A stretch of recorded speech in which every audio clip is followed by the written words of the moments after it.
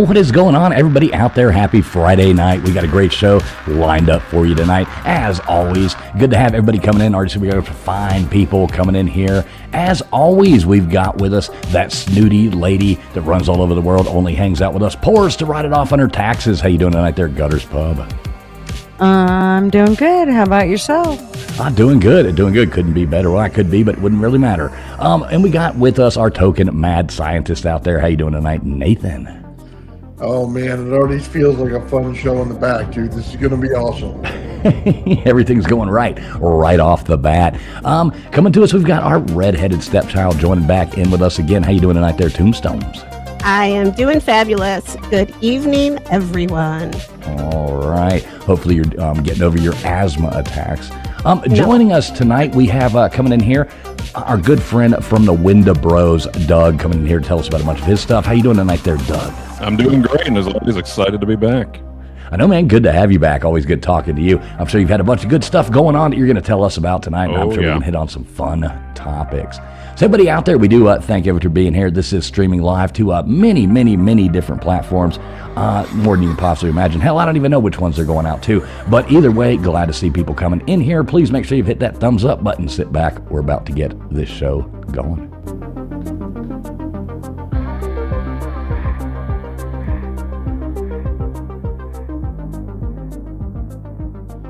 Would you mind telling me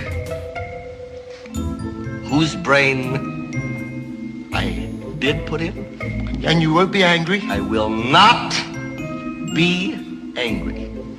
Abby someone. Abby someone. Abby who? Abby normal. Abby normal.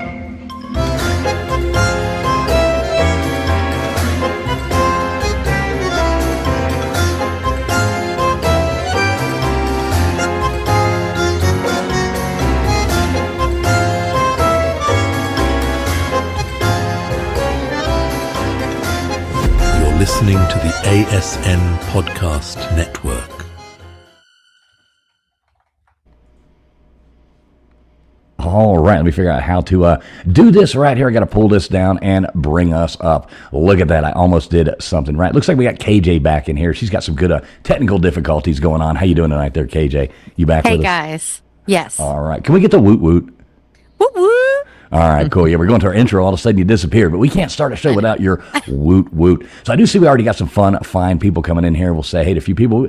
Who's this? We got Beth Kennedy coming in here. What's up, Beth? Says your friend Ernie told her about this show there, Tombstones. So good to see you in here. Beth, we got Karen from HR coming in here. Let's see who else we got. Equal, what is going on, Equal? We got Shane Reynolds coming in here. Good to see you, Shane. I hope you're doing well. Matt Dummett, good to see you. Venomous Venoms, what's going on? Good to see you. Daniel Bayer Sports Highlights coming in here. Mishka, what's up, Mishka? Tombstone hanging out in the chat. We got, who's this one? Bot. Good to see you, Bot. Ricks. The Wendibros in the chat there. Good to see you. As always, my friend. We got Shaz coming in here. What's up, Shaz? Let's see if I miss your name. Not doing it on purpose. Bruce Gas Boxing. What is up, my friend? Good to see you, Mr. Andrew Heinrich, the Anonymous. Good to see you. We got Cold and Covered in here. Dozer. What's going on, Dozer? As always, good to see all you guys. Wasabi. Good to see you, Wasabi. I like those names. We got Guacaloca in here. Good to see you. Mean Green. What's up, Mean Green? Good to see you. Hope you're doing well tonight. SoCal Buckeye up in here. Ann Howcroft. All kinds of fun people coming here. We got Debbie Webb. What's up, Debbie Webb? Steven. I'm trying to catch up. Get down here. Closer to the bottom here. Wasabi. I like it. Yeah, sausage, he says. Or she. Not sure which one that is. Well, I'm not trying to misgender anybody. Better get that right. Little Miss Red Velvet. Hope you're doing well. Cold and Covered. What's going on, everybody? I hope everybody's having a good Friday night. We are live over here on Traveling Fools. We're live on X. We're live on Gutters Pub. We're live on Old Man Bill's channel. We're live on Tombstones. And we've got Doug joining us tonight. Doug, Sausage Fest. Tell us about this Sausage Fest and how you're doing, brother. Yeah, there was a lot of, actually a distinct lack of wieners there. I was pretty disappointed whenever I went. I was very excited about it. I know Tombstones was too, but I was sad to report that it was more alien and less wiener. A lot of probing too, though. It's Was there any alien wiener? Yeah, no alien wiener. Actually, they're genderless. Yeah, it's no. So yeah, saucers. So if you weren't here for the joke, I think a lot of people thought I said Sausage Fest, whenever Okay, I was on here talking about it initially. So I just ran with it, and Tombstone's been haunting my YouTube channel saying, "How was Sausage Fest?" And you know, She wants to know how it swings. I had to pay tribute to that. So yeah, Saucers Over Appalachia that just happened this past June. And if we are anything, we are the best at being the substitutes. It's kind of par for course for our brand. But yeah, we were asked last minute, probably 4 or 5 days before the event, to actually be the last speakers of the day. So there was a cancellation, and we had a great turnout to that. And it was an awesome day there. It was bigger than last year. I think we had 45 minutes of footage last year from just people talking about their real paranormal stories. And I think by the time we were done, about an hour and 20 minutes for this year of just paranormal stories. So really fascinating people that you meet out there. And it's just an awesome vibe. I would encourage anybody. We're already scheduled to go to year 3. So we'll be there at year 3 next year in June. So, so you had a good time. It was fun. It's an awesome event. It really is. We brought Chasing Ravens with us, which is another paranormal group here in Northeast Tennessee. We love those guys.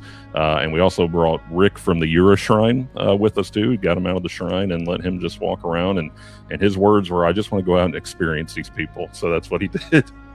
Oh, that's cool. Yeah. So, let me ask you this: how was the turnout there? Was there a lot of people? I mean, it was a good turnout. Well, I haven't talked to the festival runners yet about that. I know that they told me last year they had 7,000 people worth of foot traffic. It had to have been more than that though. This year it was unreal on how many people were coming in through. We brought backup this year just so we could have a break and walk away, and that went right out the window. Like, we could not walk away. So I like I'm doing right now, I sat there for about 7+ hours just talking to just different people, and plus another hour up in the Bristol Public Library talking to even more people. So did you get any cool stories out of anybody? I know a lot of times people like to come up and tell you some of their stories and things like that. Did you get any good interviews? Yeah, incredible interviews. In fact, I think that we may be actually going on a Bigfoot hunt in Pound, Virginia here very soon. We had a gentleman come up to us, and Bigfoot's been one of those that it's just one of those things I've yet to experience for myself. I'm not saying I don't believe in Bigfoot, but it's one of those X-Files things where I want to believe. It's yet to happen to me. He showed me a picture, and I told him to make sure he sends it to me. But it's this large footprint out in the woods, and I mean, it is a perfect footprint down to like the toes, the soles of the feet. And I said, "Where did you get this?" And he said, "Pound, Virginia." And I said, "I'm in Pound, Virginia all the time." So we're going to try to get that going. I think he said that he went out there one time investigating with Doug Owens, and he was actually he had plenty of experiences with him, and that wasn't the only Bigfoot case that we had come up to us that day. In fact, we actually had somebody give us footage of they did not want to be on camera, so that's going to be the audio edition of that version. But he played sounds, which to me it sounded a lot like coyotes, but you could also hear things being thrown at the tin shed that he was in during that moment as well too. But yeah, it's such a broad spectrum, and it's so funny though, for it being an alien themed event, a UFO themed event, we don't get a lot of UFO stories. It's usually cryptids or like ghost or hauntings. Well, it seems like the cryptids and the ghosts, more people seem to like to talk about that, I think. Yeah, it's almost a thing with like UFOs. I think if people come out and they're like, they get called crazier. I mean, if you can imagine that, like, it's more normal to go out with a Bigfoot story than it is to say I was abducted by aliens, Which is incredible to me, incredibly strange actually, because it's at this point with the way the government's working and the release of certain UFO files, it should be pretty commonly accepted now too. But you're right. I mean, that you get a lot of scoffing and a lot of eye rolling.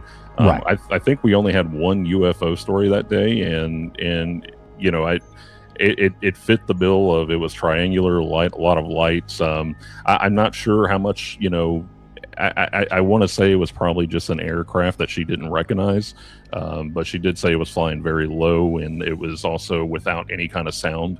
But she was like, I was a staunch non-believer in it until I experienced it myself. Yeah, well, now there's a lot of things. I mean, the government's got some crazy looking stuff they're flying around all the time, and and people with their drones and people with their, there's so many different things. I mean, Lord knows what the government has as far as drones goes and all that kind of stuff like that. I mean, no telling what you're seeing now. I mean, it'd be different in 1940 if you saw something, Absolutely. than it is now. And, I think a lot of folks, whenever they think of UAP, they're thinking of something extraterrestrial beyond our world. I would dare say that we're probably looking at Black Ops, where we have a lot of reverse engineered, aircraft or things that we're testing out. That's probably a big portion of it too. Now, whenever I put on my conspiracy hat, I'm not doubting the idea of things coming out of the ocean either, because we know less about our ocean than we do space. So what's your take on that with the? Because I've always thought it makes more sense that nothing's traveling light years away to get here. If there was anything, if there was anything, I think it is in the ocean. Yeah. I mean, I agree with you on that. I'm very skeptical to what we have out there in space. And I think that if there is anything, they probably just see us and they'll just keep on driving by because they don't want anything to do with us. Yeah, that's what I would do. Yeah, I would. Let's just roll our window up. Yeah, we'll get the next exit. Yeah, roll them up, kind of like Clark Griswold. Roll them up, and just keep on cruising by. Yeah. So, Toombs, you got any questions about Sausage Fest there? I know you were obsessed with Sausage Fest, so I'm sure you got something you want to ask our good friend Doug here. Well, I'm just I was hoping for photos, like actual evidence of sausages. But there's a lot of footage, a lot of photos, a lot of talking. But unfortunately, I did not see any wieners. So it's I'm sorry to report. Is that unfortunate? It could be. It depends on what you like. It's But you never know. It could be next year. Maybe I'll come next year. Maybe I will. Okay. Maybe then the sausages will. Right, you show up and all the sausages will be there. Magically fall from the sky. You set up next to us next year, and I'll bring my grill. Sausages. Oh Lord. Yeah. So what is this? What is this next thing you were talking about? You're planning on doing, upcoming. That you were telling me about. Yeah, we have a lot of things actually coming up. Again, we just completed Saucers Over Appalachia Festival. We now have September 26th, which we were thrilled and honored because at times we feel like we're the small fry of the paranormal world, but we were asked to be headliners for the West Kentucky Paranormal Expo in September 26th. And we'll be headlining that with our friend Jimmy Ricker from Outlaw Paranormal. Along with Aaron G. Thompson, who was on Netflix's 28 Days Haunted. Cool. We're tickled to death about that, but we'll be going in there and kind of bringing our neck of the woods to West Kentucky. It's going to be out in Mayfield, Kentucky on September 26th. And we're excited about it, and it's crazy because it seems like Mayfield's getting pretty excited about it too. But I believe that this is their third year of doing this, and it's ran by Kent Wilson, who runs the Paranormal Addicts podcast as well too, along with Ken 10 Paranormal. Well, that's cool. And when was that again? I'm sorry, I'm sure you said, but yeah, September 26th this year. We'll be in there, and we always feel like the Wendibros, we're always a little bit nervous going to these things because we go in and we tend to talk about the logic behind things and handling things with certain scrutiny and not screaming. And we did get a lot of that at Saucers Over Appalachia. I think I ran into a demon. We get a lot of the demon talk. And we're usually like, it may not be that, it may not be that. So we go in from a very, I wouldn't say contrarian perspective, but we do talk a lot about, using your good judgment and what it takes to really get in this field too. So we'll be bringing that to them. We'll be talking a little bit about Case File Abyss. We'll be talking a lot about our case files, what we've experienced, and what it takes to get into this too. And we also just recently had the Smoky Shadows retreat, which was 2 weeks ago. It was very hot, very stifling, and that was actually conducted at the Ura Shrine, and it was a retreat getaway for the Spooky Sisterhood, and it was also billed as a witches retreat. So, real life practicing witches traveled from all over the U.S., from California, Indiana, and came to Bristol, Tennessee, and spent time with us over there. And we got to teach one of the classes over there about proper paranormal investigation, what we think things are, and give our sage advice. So what was okay on this new thing? I mean, has anybody told you any just outlandish, like crazy or really creepy stories lately? I mean, did you get anything that made you go, "Ugh," you know what I'm saying? Yeah, I think the one that unsettled me the most over at Saucers Over Appalachia would have been her name was Amanda, and it was such a simple story, and I think that's why it unsettled me. And for her, and what we notice whenever we go to these festivals, they'll come by, they'll talk to us, they'll make a circle, they'll come by, look at some things, and they'll come by again. And we always say that, okay, we know that you have something that you want to talk about and get off your chest. That usually what it boils down to. And they said, yeah, I want to talk about these things, but nobody takes me seriously. So we said, sit down with us. So Amanda told us a story. Again, it was such a simple story, but she was actually staying at a friend's house, and it was an old home. And she went into her room, and the room that she was staying in, and she said that she had an upload of information. And she said it felt like, my brain just turned on, and I could see something, I guess in my peripheral vision that just wasn't supposed to be there. And it just basically told me that something's not right. And so whenever she turned around and faced her bed, she said the sheet was raised in her bed into a human shape. And when she said, and she panicked, and she said, well, you're not supposed to be here. Leave me alone. The sheet just kind of fell. That right there was so, and I'm actually getting goosebumps talking about it. It was so simple that it was unsettling. And it was a very short story, but for some reason that was the one that really stuck out to me there too. And I said, you usually hear things like that, or you watch horror movies, and those are the things that happen in horror movies, and we could dismiss it as that. But the fact that she really had to work up the nerve and courage to really come talk to us about that's what I thought was, I was like, okay, she's telling the truth. I really felt like she was. And that upload of information is what really kind of, made me perk up a little bit, because, I know I've talked about it on the past here about the shops in 1910, but it was kind of a similar feeling whenever I went there too. And it's just a general upload of information where you just feel like something's not right. I don't know if it's, that gland in our brain, that says, hey, fight or flight, turn on. But the whole standing of the sheet is what I was like, okay, that's really creepy. That's really weird. Otherwise, blessing to happen. I'd love that to happen in my house. Well, in a weird way, yeah, I would love to see something like that happen. I really would. Yeah, you get something to talk about, right? You wouldn't run away. You just talk to it, like, "Hey, what the hell are you doing in my room? What are you doing here?" Well, but I told her, I said, "Well, you're going to definitely survive in a horror movie because you said get the hell out," and it did. It was, and she was like, "I didn't feel threatened. I didn't feel like it was anything malevolent." She goes, it felt unnatural, and I didn't want it there." And so she said, "Go," and it went. To me, that was the one that really stood out to me the most. So, Amanda, if you're listening. That was a great story. Yeah, that is pretty creepy there. I mean, I'm glad, a lot of people, y'all, you want to see this stuff. I'm glad I don't. I don't want to see that in my room. I don't want to see the ghost at the end of my bed, other than my feet. I mean, I've experienced, being, in a, losing someone that you love in there, and people are like, are you freaked out? And I'm like, I don't get freaked out about that. You know what I mean?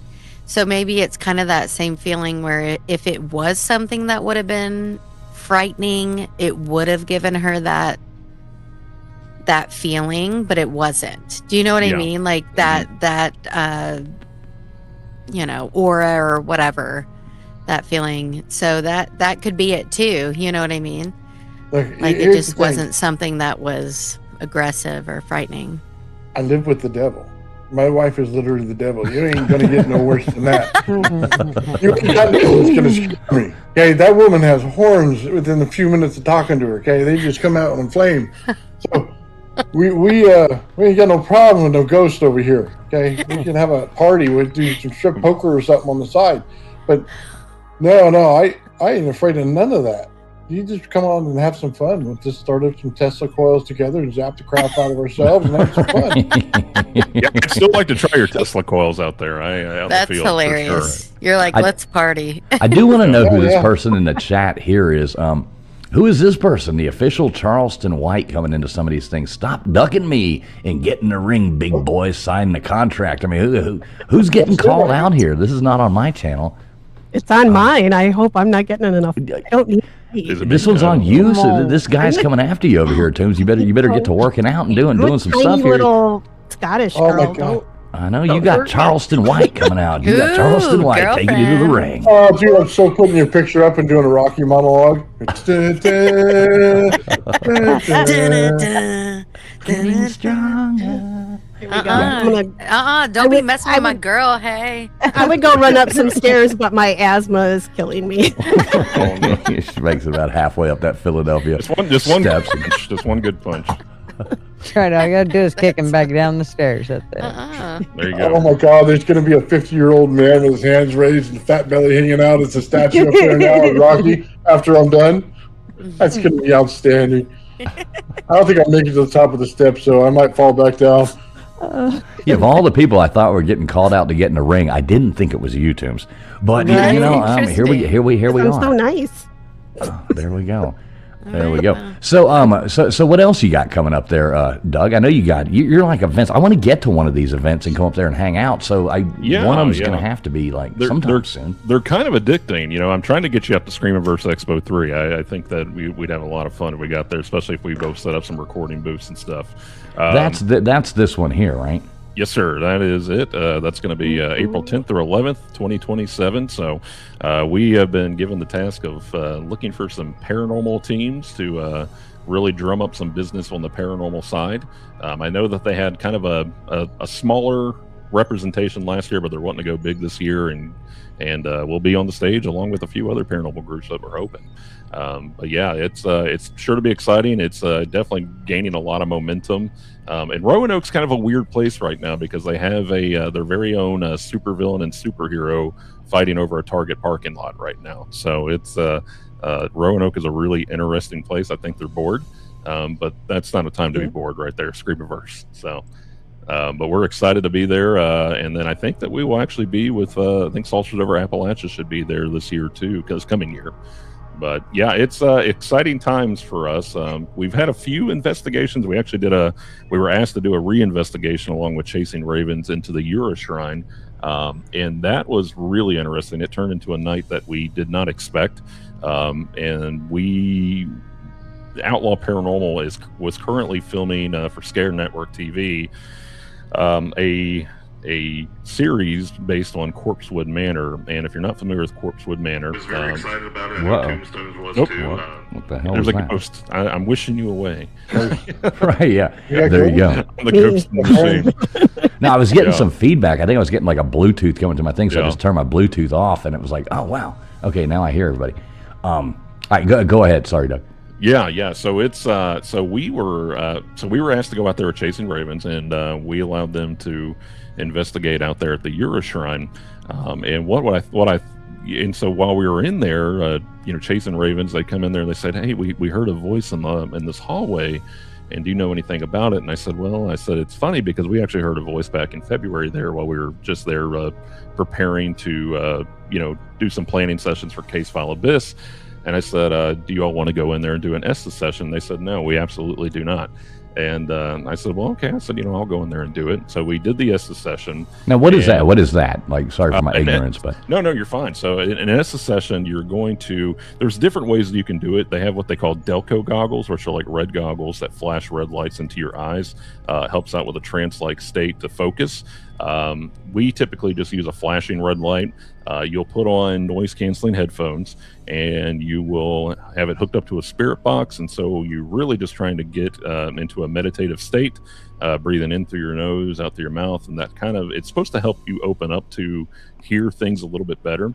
And so this whole time, the spirit box is rapid fire in your ears while you're pretty much blinded by red light. And yeah, it can be a little bit intense.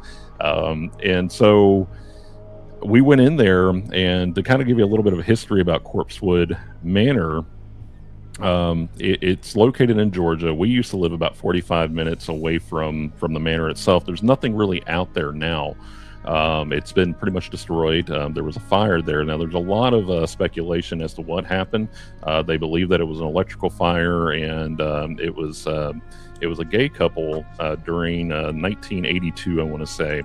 And during that time period in Georgia, they came under a lot of scrutiny, a lot of hatred, a lot of just bad stuff. And so they said, well, if you're basically going to turn us into these pariahs of the community, we're really going to be pariahs of the community. So they went out and they bought a gold Cadillac and painted a giant pentagram on it, and would drive around town and just wave at the townspeople out here in this little town in Georgia. Now, the speculation is that... I want a gold Cadillac. Yeah, with a pentagram. No. I don't really want the pentagram on there, but I'll take a gold Cadillac. We'll put a sausage on it. Yeah, there we go. We put a sausage on the front. That's my Cadillac. Yeah, there you go. There you go. Yeah, it's but yeah. So they the where it comes in under a lot of scrutiny is that they believe that they were actually victims of a hate crime, and they were shot and killed, and the house is set on fire and destroyed. And that the police department out there actually tried to cover it up. So fast forward to the Euroshrine, the caretaker of the Euroshrine has paintings and pictures of the gentleman that lived in Corpsewood Manor, along with memorabilia that was in the home. And, just a little bit of a trigger warning, but there was also canine femurs because the dogs died in the fire too. And they tied it to bricks. They tied these femurs to bricks. And they were trying to open up a portal in order to bring the spirits of Corpsewood Manor, the two gentlemen, into the Euroshrine as a way of saying, hey, this is a safe haven. We're kindred spirits, because they used to be collectors of occult material as well too. And there's rumor that they could have been a member of the Golden Dawn. That's not what I can say is been validated or anything, so I'm not sure if there's a lot of truth to that. But long story short, all this stuff is in this hallway at the Euroshrine, and it's basically an homage to them. Well, we do the Estes session, and we start hearing very angry stuff, which we have never heard before at the Euroshrine. We've never experienced really anything at the Euroshrine, and it was very intelligent answers. I'm debating on whether I'm going to release that footage because it is very ugly, to the point to where I had to go out and apologize to Chasing Ravens and the fact that they brought their daughter there, who was 21. But a lot of words being said, a lot of a lot of slur words towards the LGBT community that were coming through this Estes session, and we actually had a member with us who was part of that community put on the headset after me, and he started saying, "Why?" And I didn't even say the stuff out loud. He said, "Well, I'm hearing a lot of not so nice things," and I said, "Well, that's funny because I was too." So we don't know. It got so bad to the point to where I had to say, "Hey, cut the shit, I'm getting sick of it. You're all being awful."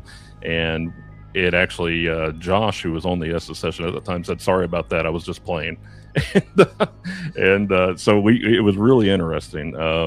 Rick over there, he loves to do mad science experiments. So if we go in there, he'll say, Doug will do anything. Just go ahead and throw him in there with this demonic doll or this evil doll, or Doug will do anything. Doug will do anything for science. It sounds like Nathan.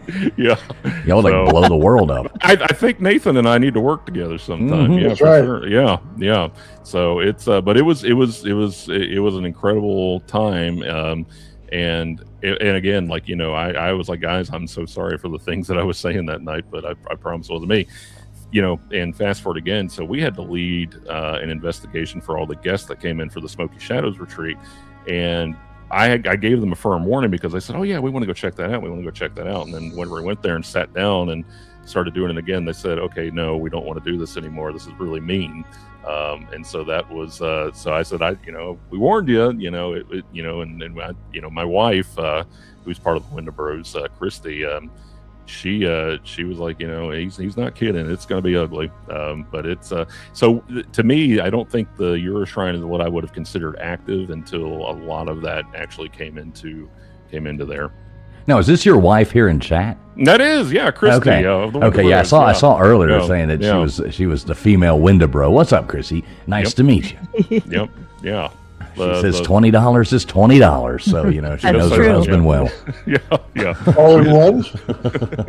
Yeah, the Wendibros gal. Yeah. So, but no, Christy actually gave a ladies of the paranormal discussion too. So it's just been exciting times left and right. But I past that, not a whole lot of crazy investigations. We've been more on the documentarian side of things here lately, working alongside Rick and Christy and Josh as we're talking about mass psychosis in the world right now, indoctrination, and it's we're going into probably darker territory because it's very realistic territory. Rick is talking about how he can where he's a dark practitioner, see a lot of the things happening the way that they're meant to be, and what he means by that is not necessarily in an Abrahamic sense, but in a way that Abrahamic religions could be practicing in dark arts in order to basically turn the world asunder a little bit, while on the other side of the things we have Josh and Christy talking about being raised in the Southern Bible Belt, and along with the brimstone and fire Baptists that we typically have around here, that you'll go to hell for just looking the wrong way. So it's heavy stuff. It's deeper stuff, but yeah. I watched your episode today, and thank you so much. Yeah, and I'm intrigued. From the get go. So very well done. I think I commented on it. If not, I'll go back and drop another comment if I forgot to. But I even had my 17-year-old son, who doesn't watch anything that I watch, has no interest in any of my stuff, was listening and was actually that's awesome. Was in tune. He's kind of like, and I'm like, you're 17. What are you seeing that I don't? But yeah, we were both in total agreement. And I love, was it Josh? Was that? Josh, yeah. I kind of felt that way growing up too. I know religion is one of those touchy subjects that it is absolutely. Everybody's going to probably disagree on at some point on it. So. But I kind of was raised that way too. I had a Southern Baptist grandma, and everything you did, you're going to burn in hell. Yeah, you're going to hell. I always joke around, that Southern Baptists are probably the most metal thing to ever exist, because they're constantly screaming brimstone and fire. I think that they're more, and again, I'm not trying to offend anybody. I think that they're more obsessed with the idea of going to hell than they are heaven. It's dark territory, and for that though, one thing that we've made very clear is that we're not here to upset anybody. For me, I am what I would consider a Christian. I try to follow the teachings of Jesus, and then I also try to incorporate a lot of Buddhism into that.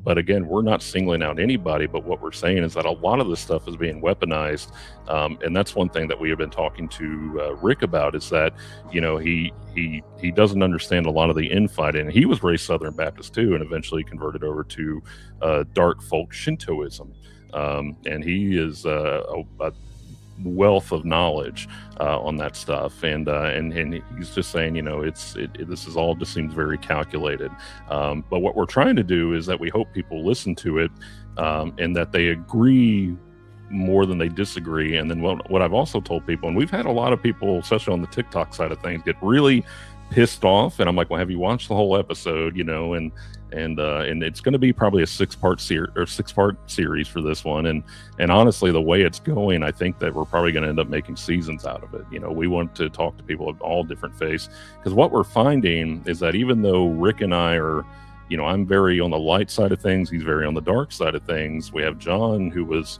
he was raised Southern Baptist. Christy and Josh all raised Southern Baptist.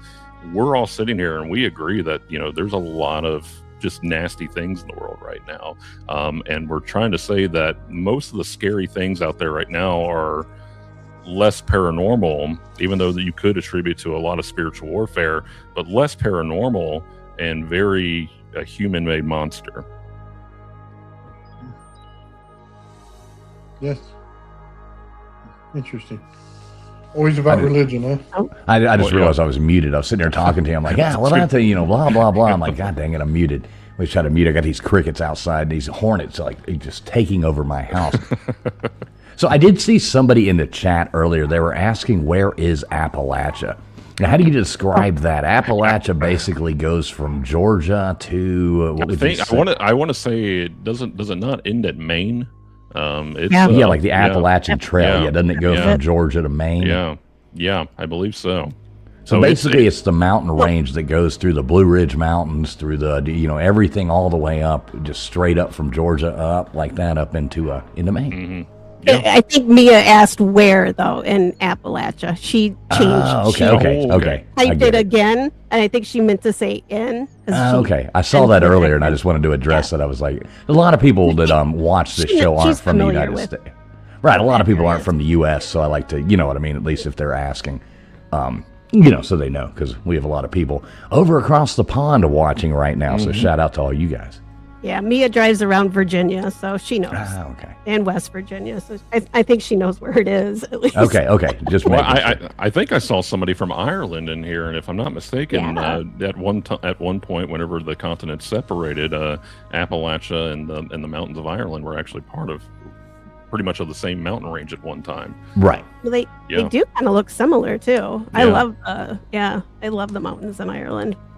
Well, I think it's interesting. The Appalachian Mountains, that's like one of the oldest mountain ranges in the world. Yeah.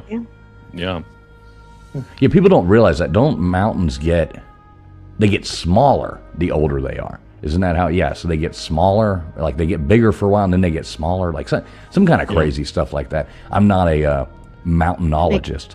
Well, due to erosion, Yeah, they would wear away, I would think, after. Yeah. They get shorter and longer.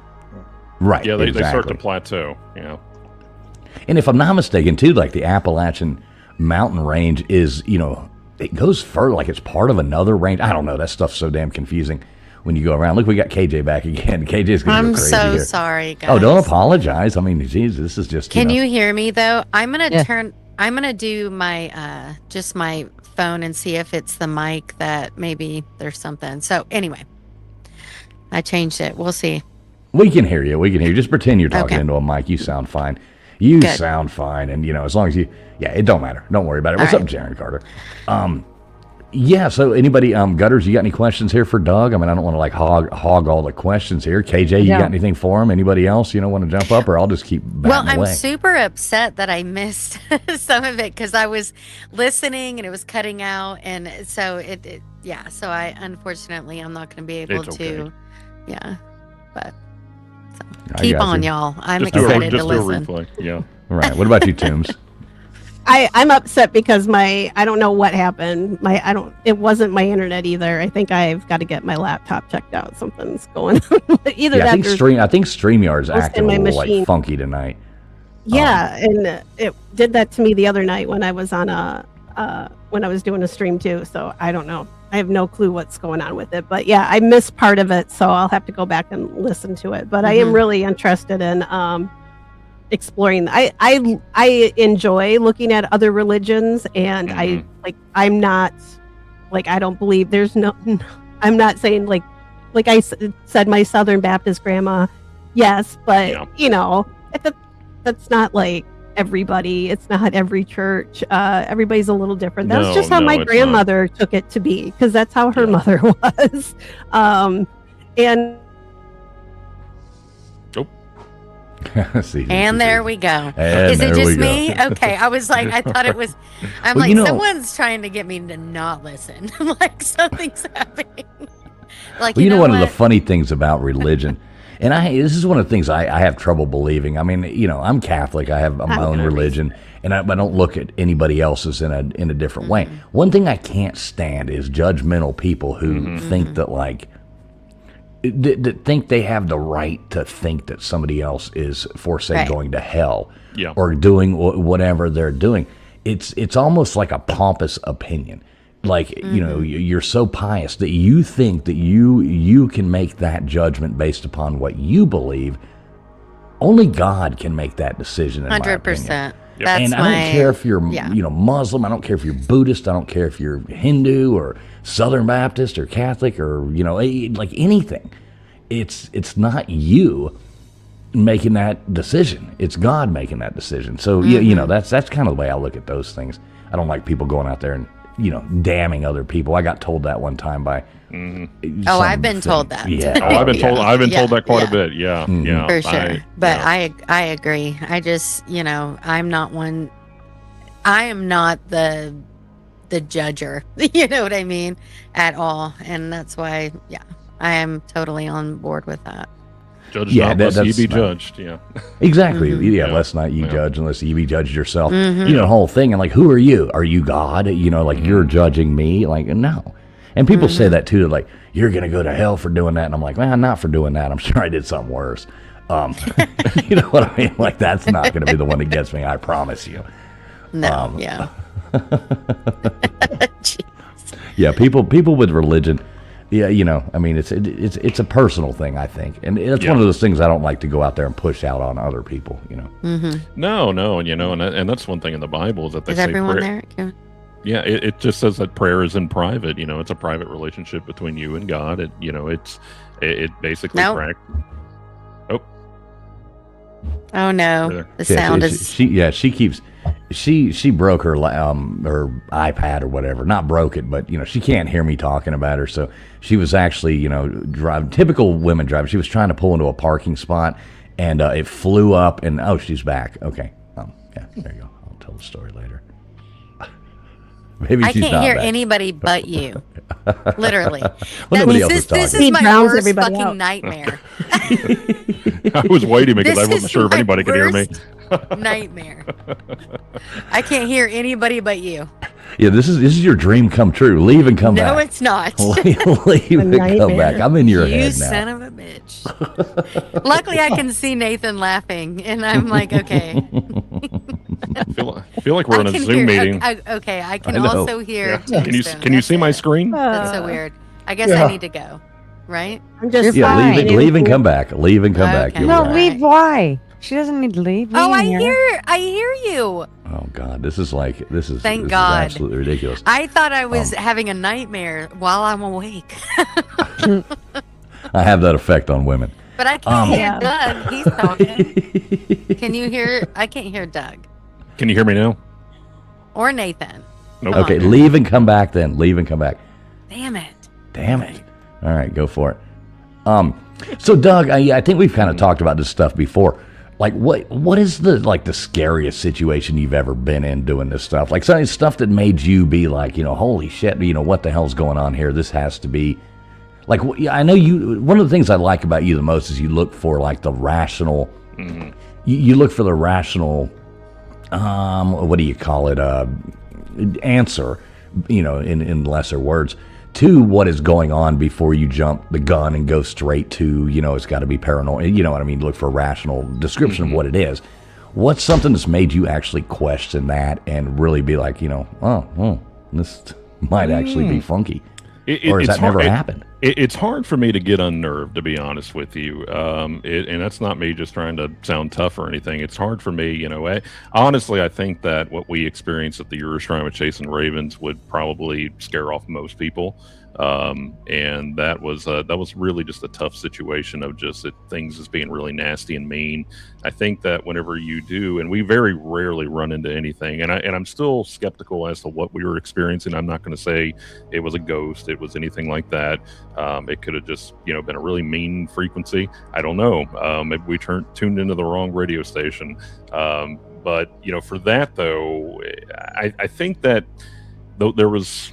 I would say, honestly, for me, the most unsettling thing that I've ever had to experience would be a case that, you know, we'll probably talk a little bit more because we're getting ready to relaunch something that we call the Wendibros files, where we talked about the shops of 1910. And the shops of 1910 was kind of like, it was a scary situation that we ended up in, but it was just because it was more of an initiation kind of deal, like, you know, hey, welcome to the real world sort of thing. where, and again, speaking of religion, I got, that night I got stung by a honeybee, had an allergic reaction. We had tourists in there that they were kept separate from us, so that way they wouldn't compromise our investigation. That were saying there were internet influencers there, and they would come running up to us and show us like these smart, intelligent answers that they were getting about us. And whenever we went upstairs, on the way up there, I said, here it is, my first real investigation as a team. I'm going to get something attached to me. And as soon as I sat down, like, our spirit box said, I'm attached to you. And I said, bullshit, and it's, but at that moment though, I said, okay, may Jesus bless this room. And every light went out in that. It was, our flashlights drained, our headlamps drained, every single light drained at that point. And all of our batteries died too. And even at the end of that episode, you'll hear me just say, I think I'm actually talking. And I said, well, maybe it was just, I forgot to charge them last night, which I know I didn't. And I said, it just all seemed a little bit in the spirit box as coincidental. And I said, bullshit, that didn't just happen. It was very unsettling. Now, as far as like, we've had cases come to us that, where people have called us or talked to us, and we've handled situations online that those are the ones that really disturb me. We had one situation, and we had we call that case the Blue Nun case. And so with the Blue Nun case, yeah, that just sounds scary to start with. Yeah. So that was the Blue Nun case. And so we had an individual contact me, and this individual had said that, that they were being haunted by a blue nun and a shadow figure at nighttime. And so turned out they were experiencing pretty severe sleep paralysis. But during every episode of sleep paralysis, and whenever I say that these things are scary to me, it's usually because more of it's a human condition, right? And so they were experiencing severe sleep paralysis, but occasionally, they would see a shadow figure, creeping towards them, and whenever it would get close to them, a blue nun would appear, and that feeling would go away, and they could move again. And I, for some reason, call it intuition, call it gut feeling. I said, I don't feel like you're telling me everything that's going on. I said, have you ever had any previous trauma, anything bad happen to you? And they said, well, no, I had a pretty normal childhood. And I said, okay. I said, I think you're just dealing with sleep paralysis. Well, fast forward, and about a week later, they approached me again, and they said, to be honest with you, I am hiding something from you. And again, I'm going to try to say this as delicately as I possibly can. But whenever this individual was a child, they had a family friend move in, and that family friend was taking advantage of them as a child.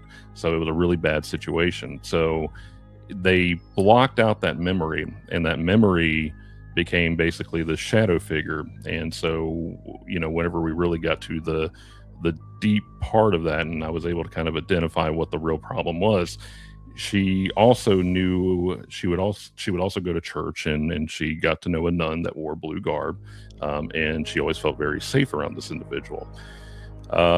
So in a way, her mind was the thing that was haunting her. She was manifesting these quite literal, demons, like, it was a human condition. And that was a case where, I said, okay, so you're first of all, you're going to have to go talk to somebody. I'm not a licensed therapist. You're going to have to go to therapy. And so they went to therapy, and I said, if you ever just need to talk, you ever want to just check in, and just see what your progress is, we can do that. I'm hearing myself again. No, but it's, on that, I said, how's your diet? How's this? How's your sleep hygiene? Well, obviously they weren't sleeping well. So the first thing we did was, 1, get hydrated, 2, work on your sleep, 3, eat right. And then we'll see how these things go. Well, fast forward, they messaged me back and they said, hey, it's been a few months, but that stuff has completely stopped. And so, it's one of those situations where, we believe in hauntings, but typically the hauntings come from folks that are going through something pretty severe. And so, where the Wendibros side of us comes in is that, we truly are the bros. We care more about everyday people than, and it's not to be facetious or mean, we care more about individuals and everyday people like we meet at Sausage Over Appalachia than we do working like with big haunted places and other paranormal teams, because we want to go where the story is, and there's some things we don't release, and for that, that individual, we 100% keep their identity hidden. We don't release any kind of details like that. We'll keep files, and then we get explicit permission to say, hey, we're not going to release any details about you, but are you okay with us sharing your story? So things like that are the things that keep me up at night. And to be honest with you, after that particular one, I don't think that I really, I felt sick to my stomach. I just really, I wasn't in a good headspace for about 2 weeks after that. So, that's where the bro side comes in. And, we always tell people, and we're pretty thankful that people think that we're approachable enough for us to hear that. And I think that, a lot of people can't afford things like therapy. A lot of people can't afford a lot these days. And they're just looking for somebody to really listen to them and not be judged. And that's what we always try to do. So, but I guess going back on the more paranormal side of things, another one I found was creepy, and I always kick myself because I never made it out there.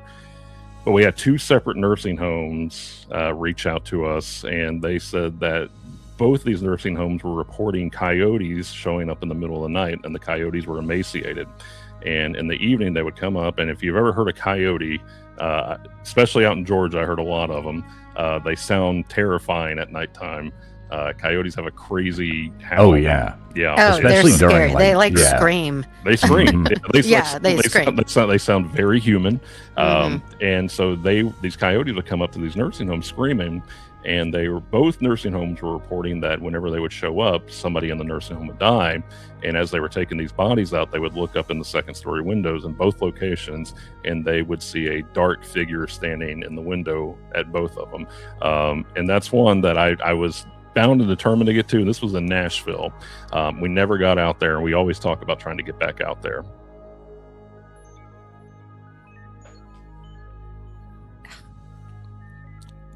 Can anybody see my screen? Yeah. Okay. God, I thought it was just me. I was going to get so mad. KJ's back. Jim Whitty in the chat says, when I was 10, I was sitting on the edge of the driveway. A girl's dressed in a blue top and bottom was walking towards me. When she passed me, her outfit changed to one from the early 1900s. That's creepy right there. Yeah, probably a better or outfit, not. to be honest. Yeah, I don't know. Or I mean, not. kind of like a, flapper coming out there or something like that. It'd be like, oh hell yeah, this is jiving now. Oh, yeah. Like if it's nowadays, she they'd be was wearing very like talented. sweatpants at Walmart and turns into a flapper. That would be absolutely awesome. Well, it was funny. I was reading his comment over in my chat, and that was the first thing that popped into my head. Like before I finished reading it, when he said the color of the top, that's like that turn of the early 1900s where they wore those shirt-waisted, they call them those tops with the skirts. So that popped into my brain before I even finished reading the comment. Right, exactly. I was like, okay, that was a little weird, but yeah. Hey, I'm not as good as you guys. It was 1970s, man, and running shorts, a tank top, hot chick, blonde. Totally missed the point, I guess. In my own little world. Everybody's got their own thing about what that meant. Early 1900s. So Doug, there is a question here I starred here that I wanted to get back to. Little Miss Red Velvet. So she asked, expand on mean frequency. What is that? So that was one from a minute ago. I didn't want to interrupt your story as you were going, but I'm kind of curious too because I'm not exactly sure. So. Yeah, so with that, though, I think I was actually just making a joke about the we found a bad radio station. If we do want to talk about frequencies, we do think that our personal belief in the Wendibros, and one thing we talk about whenever we present at festivals and classes is the idea of frequencies. So with frequencies, we believe that's everything. So, the thing about whenever you... and this is going to be a controversial opinion. I don't know how much I believe in ghosts, especially after dealing with this stuff for so long now, and getting out and experiencing it for myself, and things within my childhood and things making sense a lot more whenever I got older. I do believe that everything that we're dealing with has everything to do with frequency. And so with that being said, is that whenever you pass, not every part of you dies. And the reason why I say that is from a molecular level and an atomical level, your atoms don't die, they don't dissipate, they just go somewhere. So that part of you remains. The other thing that I find fascinating is that at death is that there is a bioluminescence. So at the moment of death, doctors are actually able to photograph the body emitting large bodies of heat coming out too. And then it just kind of goes away right at the moment of passing. Yeah. And so I think with all that being said is that typically whenever we're dealing with something, I think that we are dealing with something very residual. I think that there's an imprint there. I think there's an imprint of memory.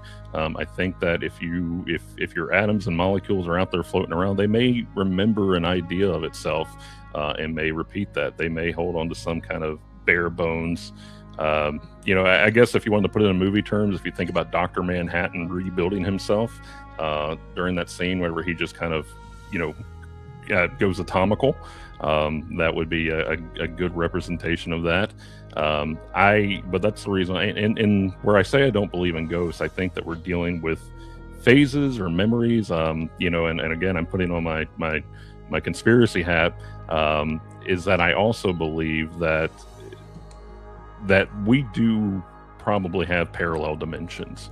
And I think that, and I heard a really good analogy from a neuroscientist, and I'll have to look up her name, but it's, she gave an analogy of, if there are the true ideas of parallel dimensions, you could be in a active or haunted location where another person on another plane of existence is also at that active haunted location, and it wouldn't be surprising as you're investigating, you both scare each other, and that you both think that you're the ghost of that location. So it's fascinating stuff. So I believe fully in frequency, and frequencies aren't things that you can really debate. I mean, there's a frequency for everything, and those are things that you can't really see.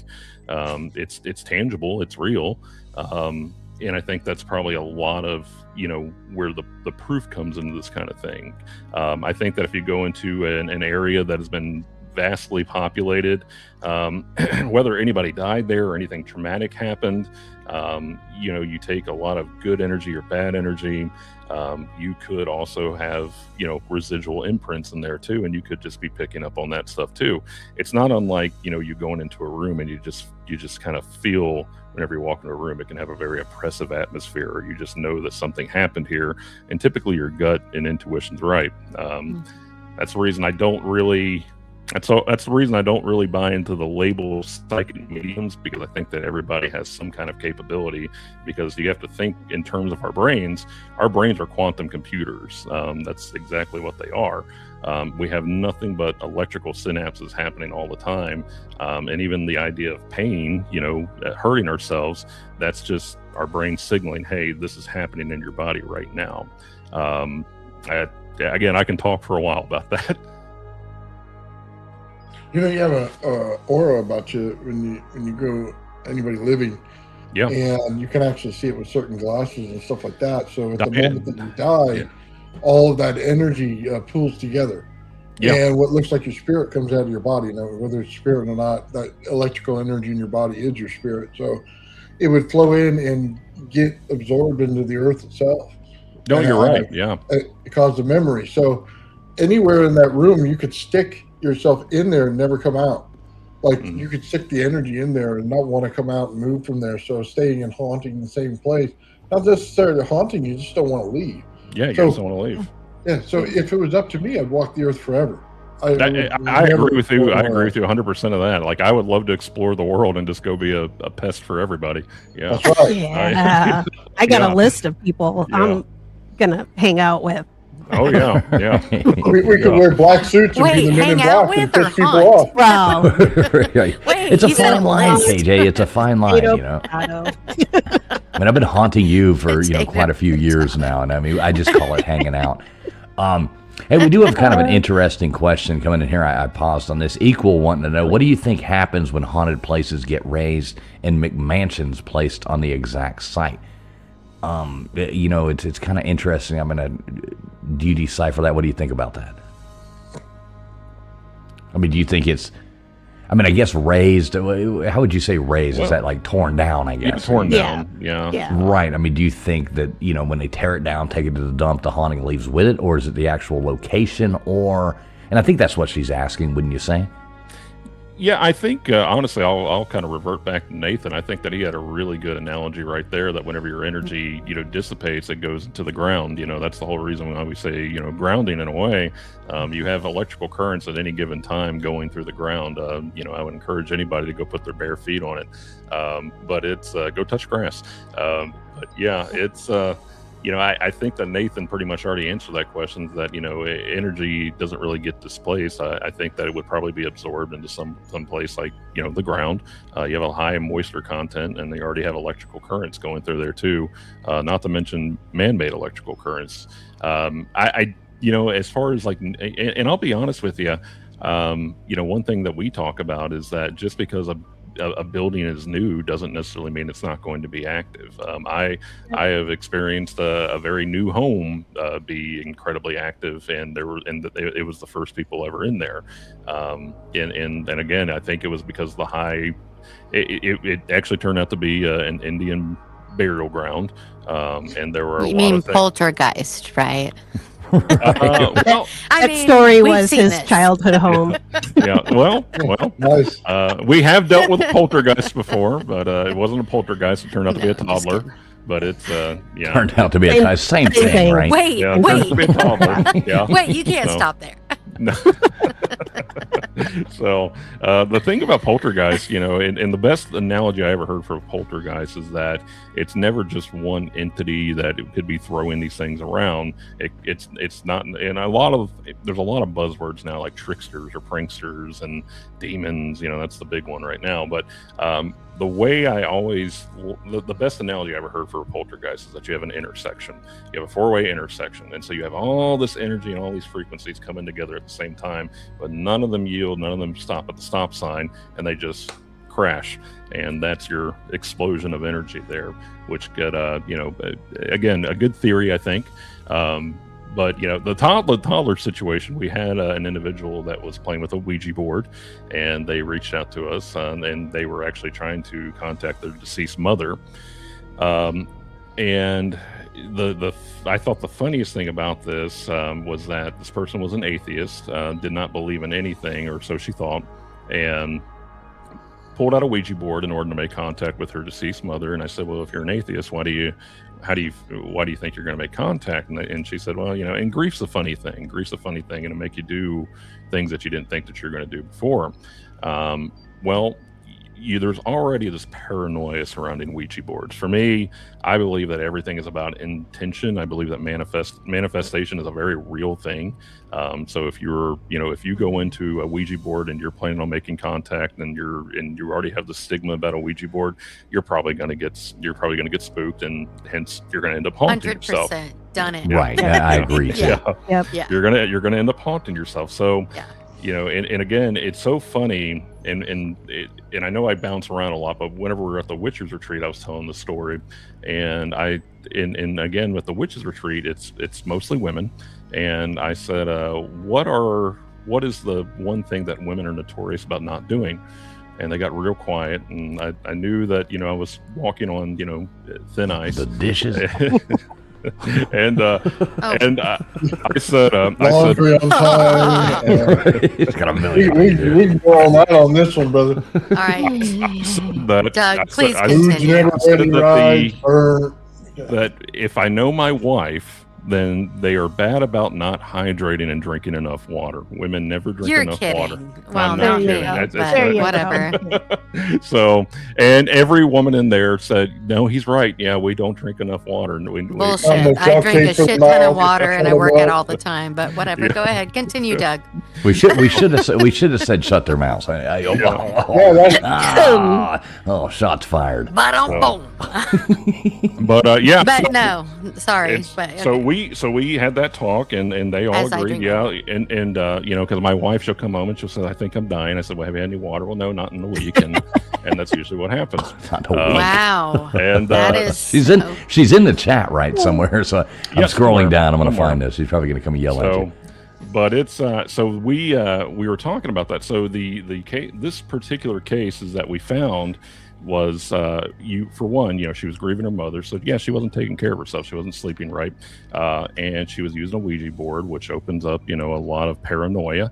And so with that being said, she thought that she had summoned a poltergeist because things were being thrown around, there were a lot of doors being slammed, and she said, "Well, you know, I don't know what's going on here, can you come check it out?" So we went and checked it out, and didn't really see anything going on, and there was nothing really happening on that. And then, you know, we looked at video footage that she was showing me about things being thrown around.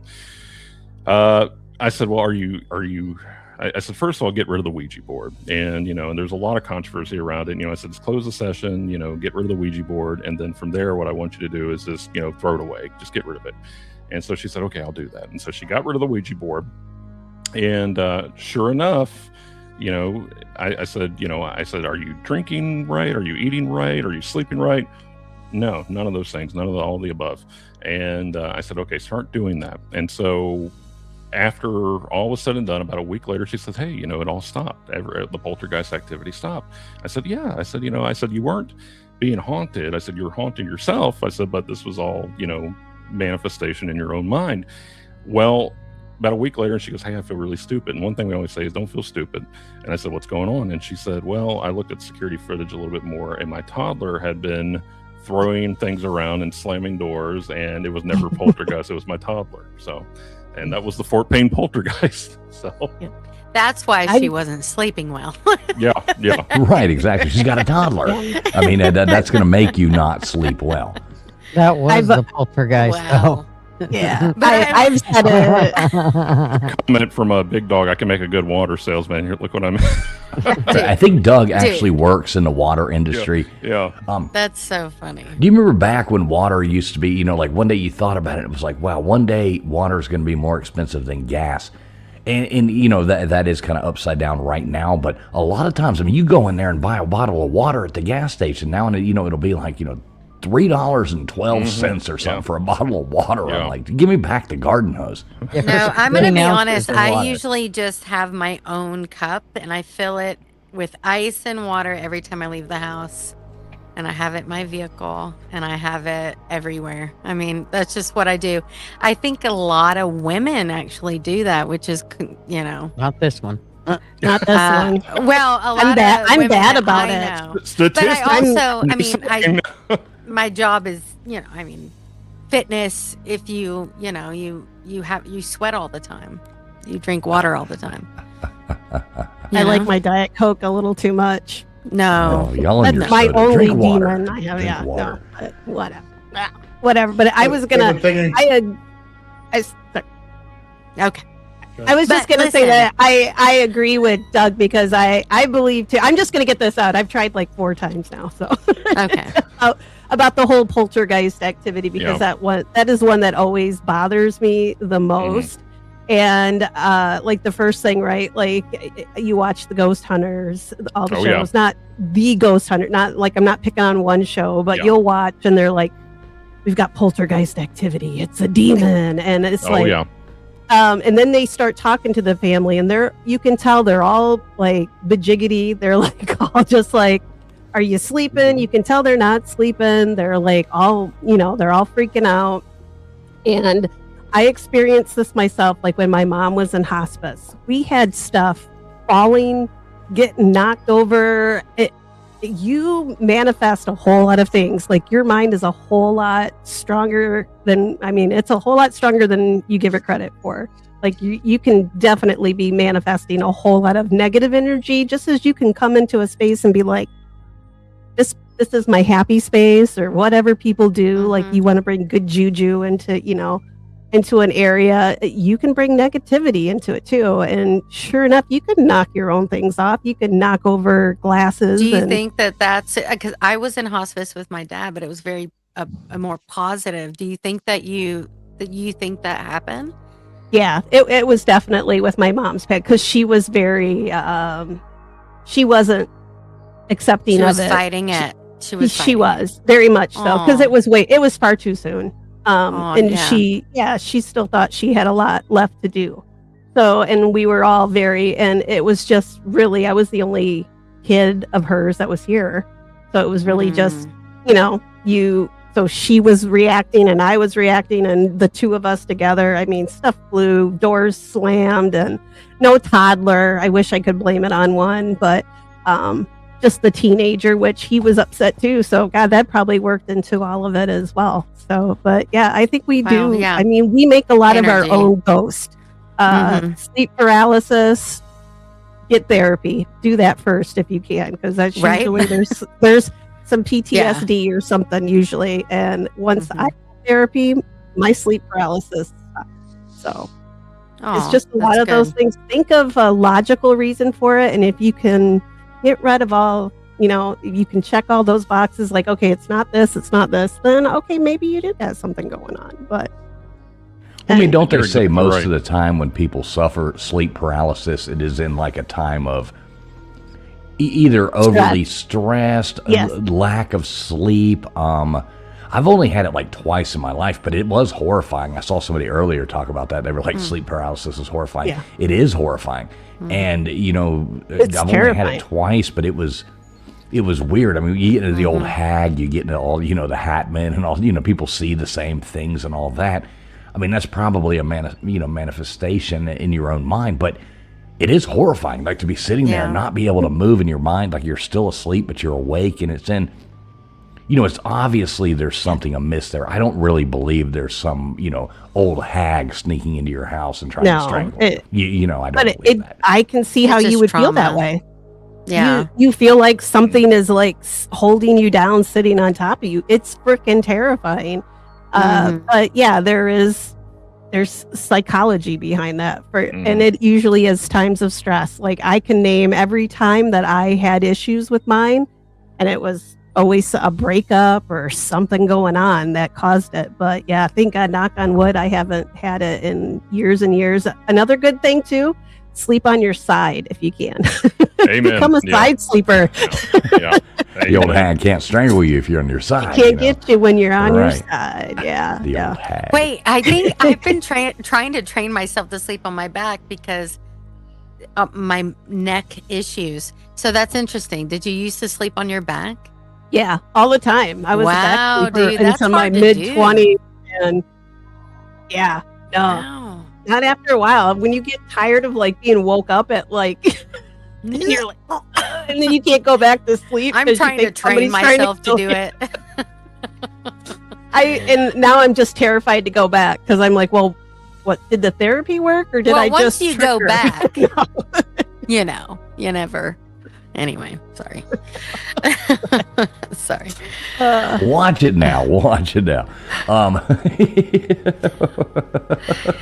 I have been trying to train myself. But I do sleep on my side. However, don't sleep on your tummy. It'll hurt your neck. Anyway. I sleep on my tummy a lot, actually. And my neck doesn't usually hurt. Oh, man. I had some serious neck and back issues from doing that my whole life. So just saying.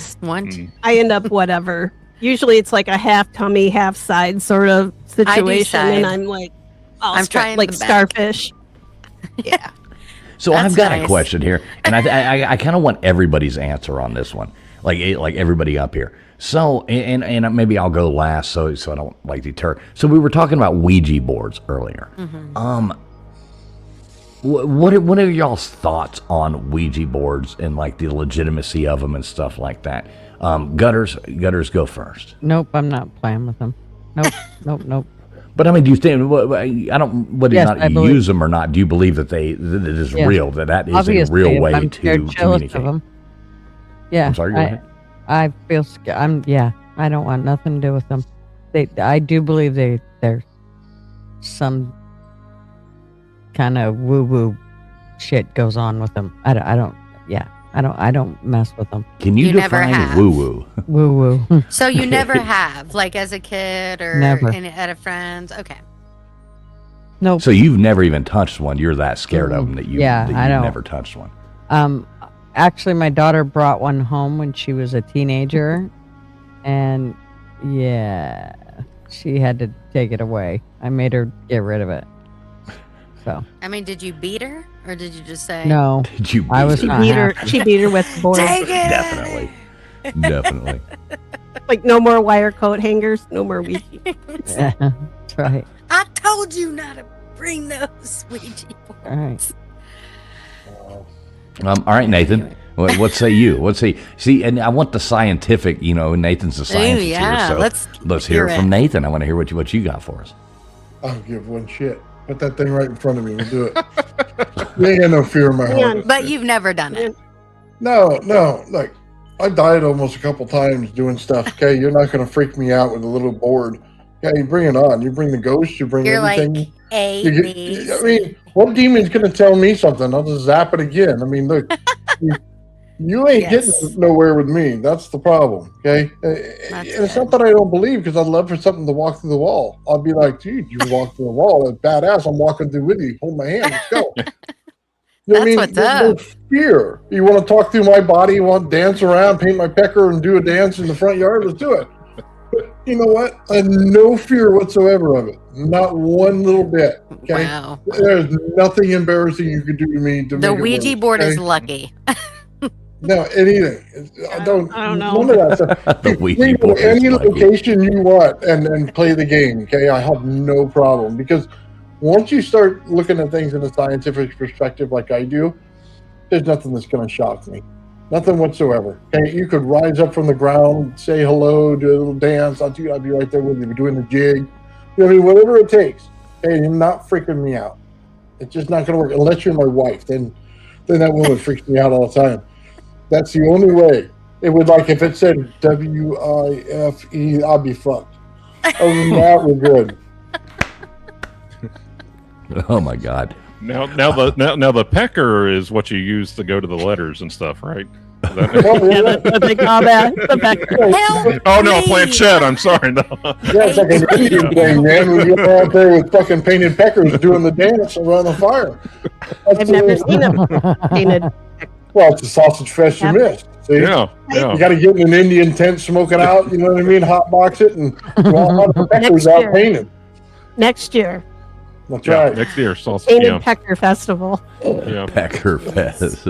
Oh my gosh. All right, so Nathan gives us a scientific pecker description. I don't know how His scientific thoughts. that was. I don't know how exactly.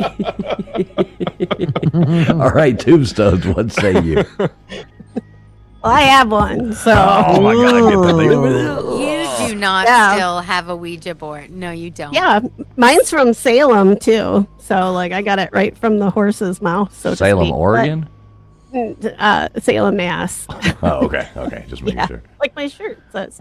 To me, You they're do not not. have one sitting by you. No. Show it again. No. It's on my wall.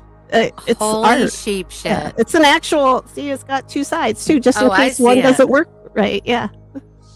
Nice. Well, it's backwards because my screen, but yeah. So I'm not afraid of them. I can see why people would be, because there's all that. I mean, but Mhm. it's made by Parker Brothers, or I don't actually know who made this one, but I mean, it's mass produced.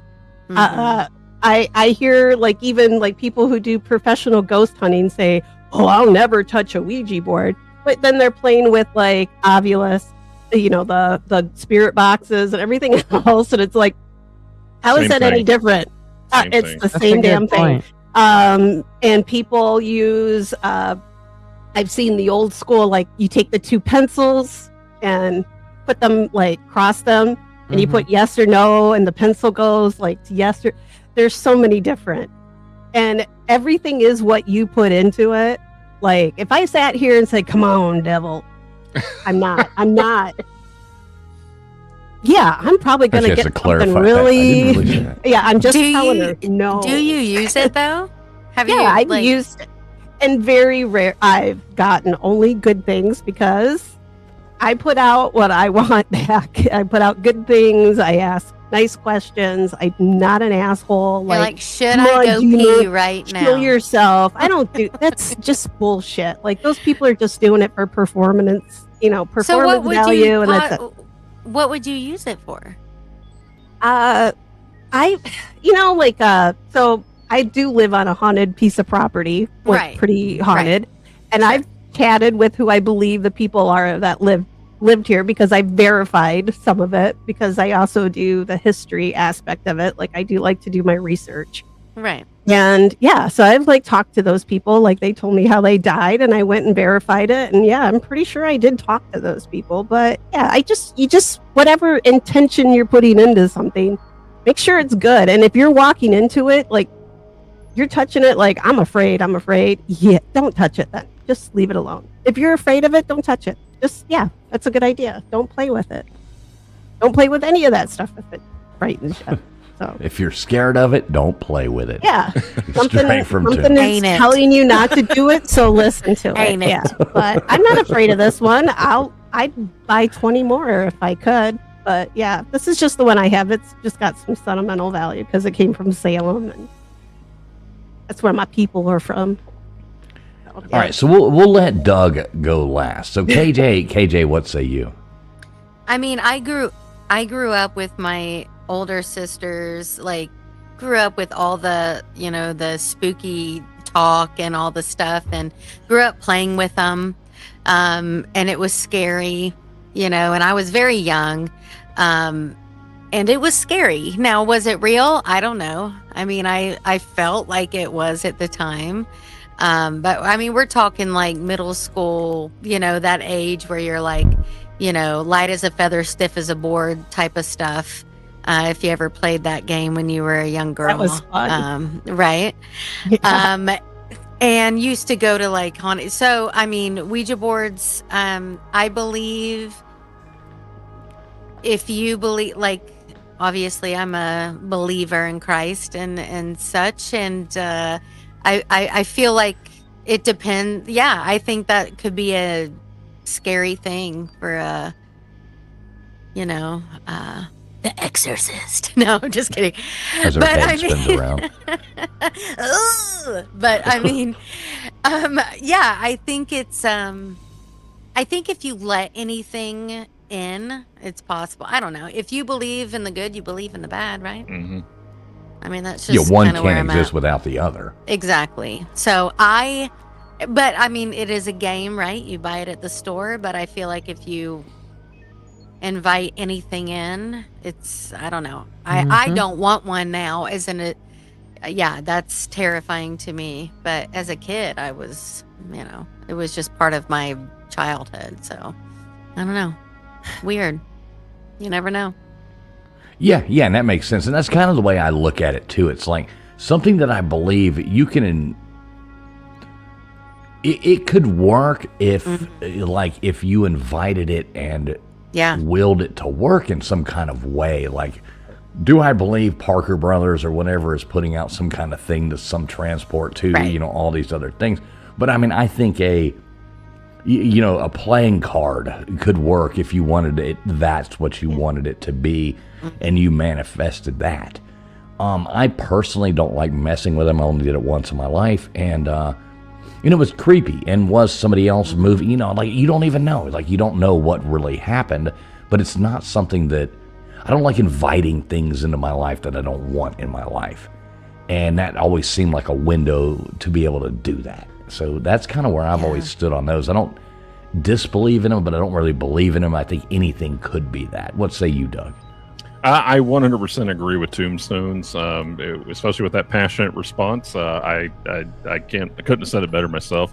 I think it's 100% intention.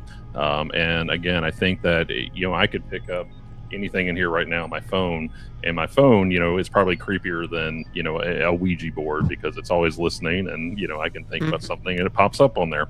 At the same time, though, we use those as teachable moments at a lot of places too. And my wife and I, we actually we make something called spirit dice, which is kind of like a Ouija board for your pocket. So it's hand painted dice with letters and numbers and cross and pentacle, and we actually sell those whenever we go out. But we also use them as an investigative tool, along with teachable moments as well too. And it's shocking on how many people say they don't believe in this stuff, but they don't want to touch that stuff. And I always, it's very That's ironic. Interesting. It's very ironic because, we were at the festival, and I said, well, it's not going to bite you, and I picked it up and I would just roll it, and and I've seen Ouija boards. It to me, they don't frighten me. They don't make me nervous. And maybe I'm different in that regard. But it's all about intention. If I go in, and that's why I always tell everybody, if you go into anything with a negative mindset, or if you go looking for trouble, you're probably going to find it. Don't go in there and the Echo Tombstone, if you go in there and you say, oh, am I going to kill myself? I'm going to do this, is I'm summoning the devil. You're probably going to get some bad juju.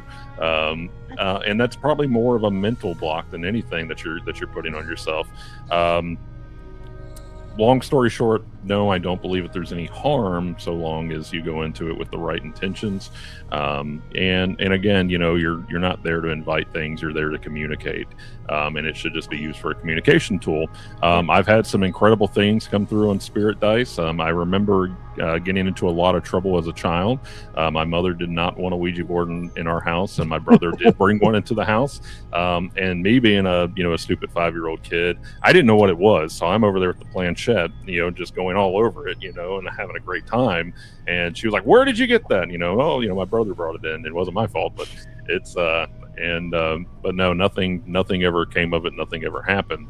I do believe that, if you do it the right way and you put your fingers on it with a group of people, and it's meant to be kind of a parlor game by Parker Brothers. If you're all pressing on it at the same time, that planchette, you're naturally going to move. And I think subconsciously you're going to guide something to where you want it at.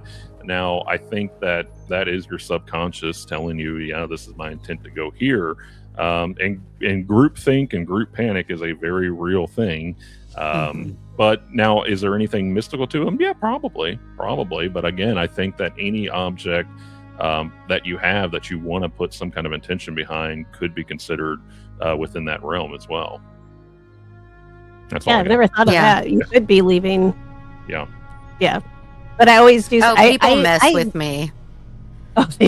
With the Ouija board?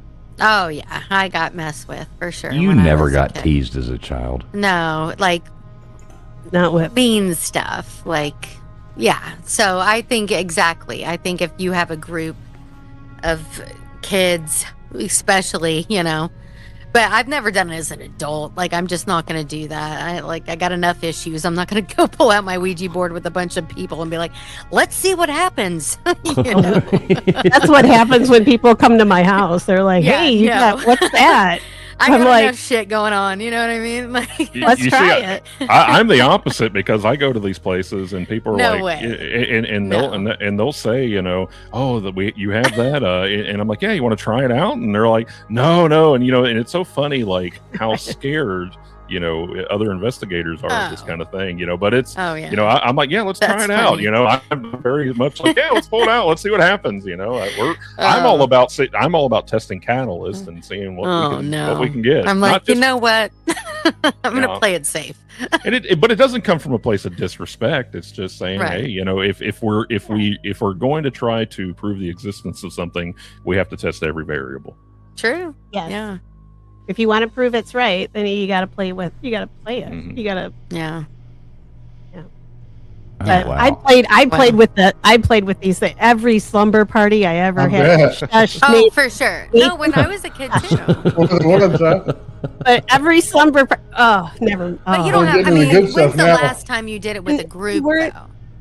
Last time you did it with a group? Well, that's some walls. Come on. Well, actually, no, just this spring. my bestie and I pull it out. Like every time she comes here, we pull it out. Really? Yeah, go ahead, Nathan. Go. No, I'm not being like, I'm actually like, really? Yeah, Wow. I use it. Like I said, it's a tool, and sometimes it's just because we're just sitting here. We're like, let's just have some, like, we're just gonna ask some questions, and yeah, maybe we get something. Sometimes we'll sit there, nothing happens. Like absolutely, like nothing moves, nothing happens. And then sometimes it's like boop boop boop. It's doing a bunch of stuff. So it's just kind of. But do you like light candles and all the stuff? Because we did that. You know, it is not a dildo. Good gosh. It's like They call it a planchette these days. They call it a Put their planchette. hands on it and see which way it goes. Y'all. No, it's like a ball that's hanging somewhere, and the cat just has to Y'all. keep going by and cuffing it. I'm my like God. literally trying to have. cat balls. Yeah, Oh, right. jeez. Hey, so I'll tell you what I'm going to do. We're going to be on here for about another 20 minutes. I do see some people in chat that may have a question or something to add to this.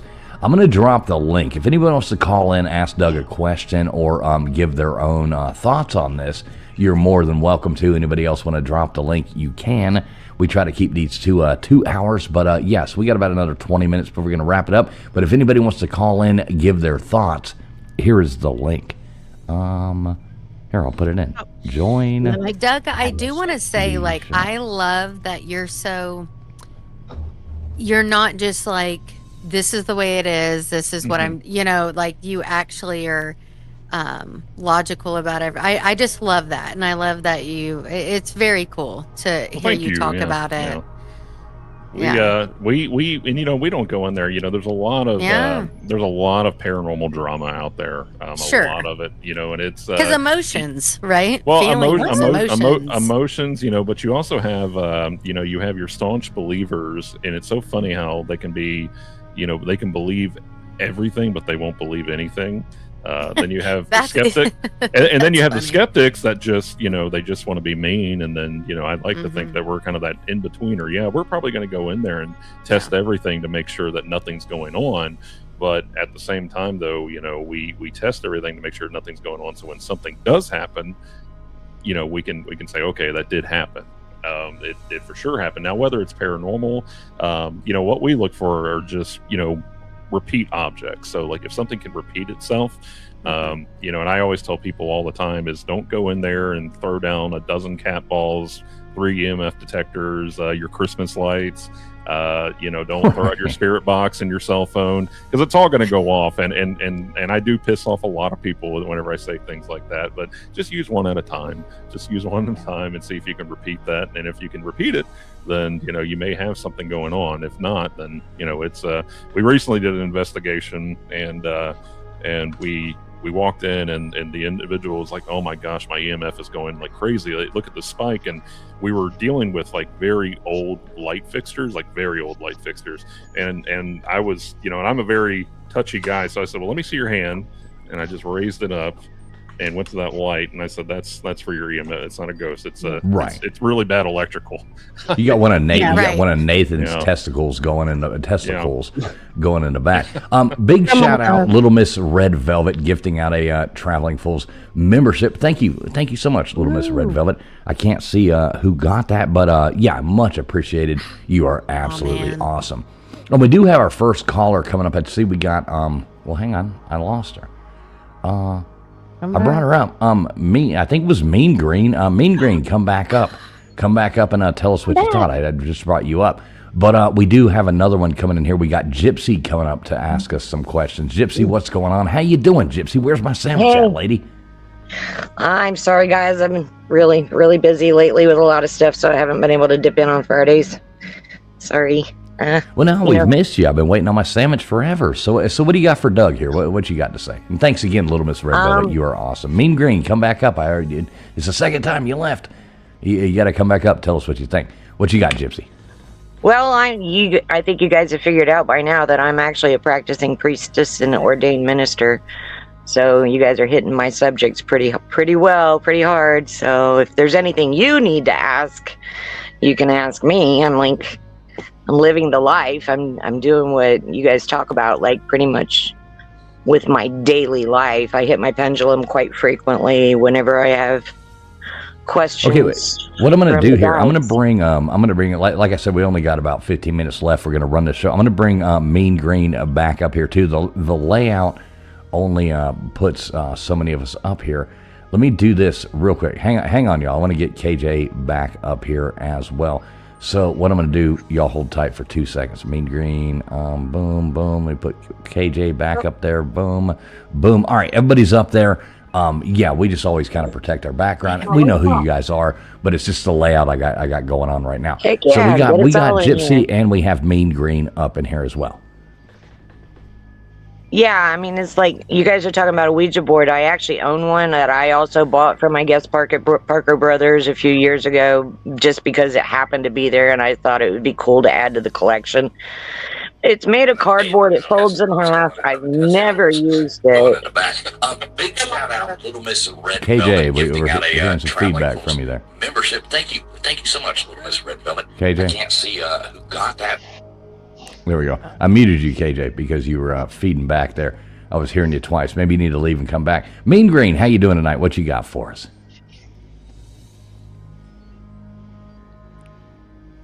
Don't we have Mean Green up here as well? Everybody can hear me, right? We can Yeah, I can hear you. We can Okay. always hear you. Yeah, I know. You seem so enthusiastic when you say that. MG, I'm assuming this is Mean Green. MG is what it says. No, Melanie- that's Mountain Goddess. Oh, Mountain Goddess. Okay, I'm sorry. I had seen MG in there. Mountain Goddess. Okay. Okay, I'm so sorry. I'd seen the MG. I just thought that's who it was. Mountain Goddess, how you doing tonight? What you got for us? Hey guys, you guys have been cracking me up. I really enjoy it. So, I don't know if I have a real question, but I know you only you said what 15 minutes. So, but I understand I'm sorry, I forgot your name. The scientist dude. Nathan, Old Man Builds. Okay, yeah, the energy. He's totally right about that. Yes, totally. For some reason, I always feel, whenever I'm about to see something or experience something, I always feel it first. Mm-hmm. And it's all around me. And another thing is, I also I get like smells. I can smell. Yes. And it's really bizarre. But when you guys have more time, I'll tell you about my thinking rock. I live up here in the mountains. Well, we got time. Tell us about your thinking rock. We want to hear your story. Okay. Yeah, you tried to come up so- the other night. And I hope normally we just bring one person up at a time. We're kind of on time here, so I got two of you up. But normally, we usually just bring one person so they have their moment to talk. You know what I mean? But we want to hear about. We want to hear about your. We want to hear about it. Tell us your story. Okay, so I live up in the mountains. We're about 7,000 feet up, and I'm in Southern I California. can't hear anything, so I'm gonna get off again. Can you hear me? Can everybody else hear me? Yeah, I can hear you, Mountain. Oh, okay.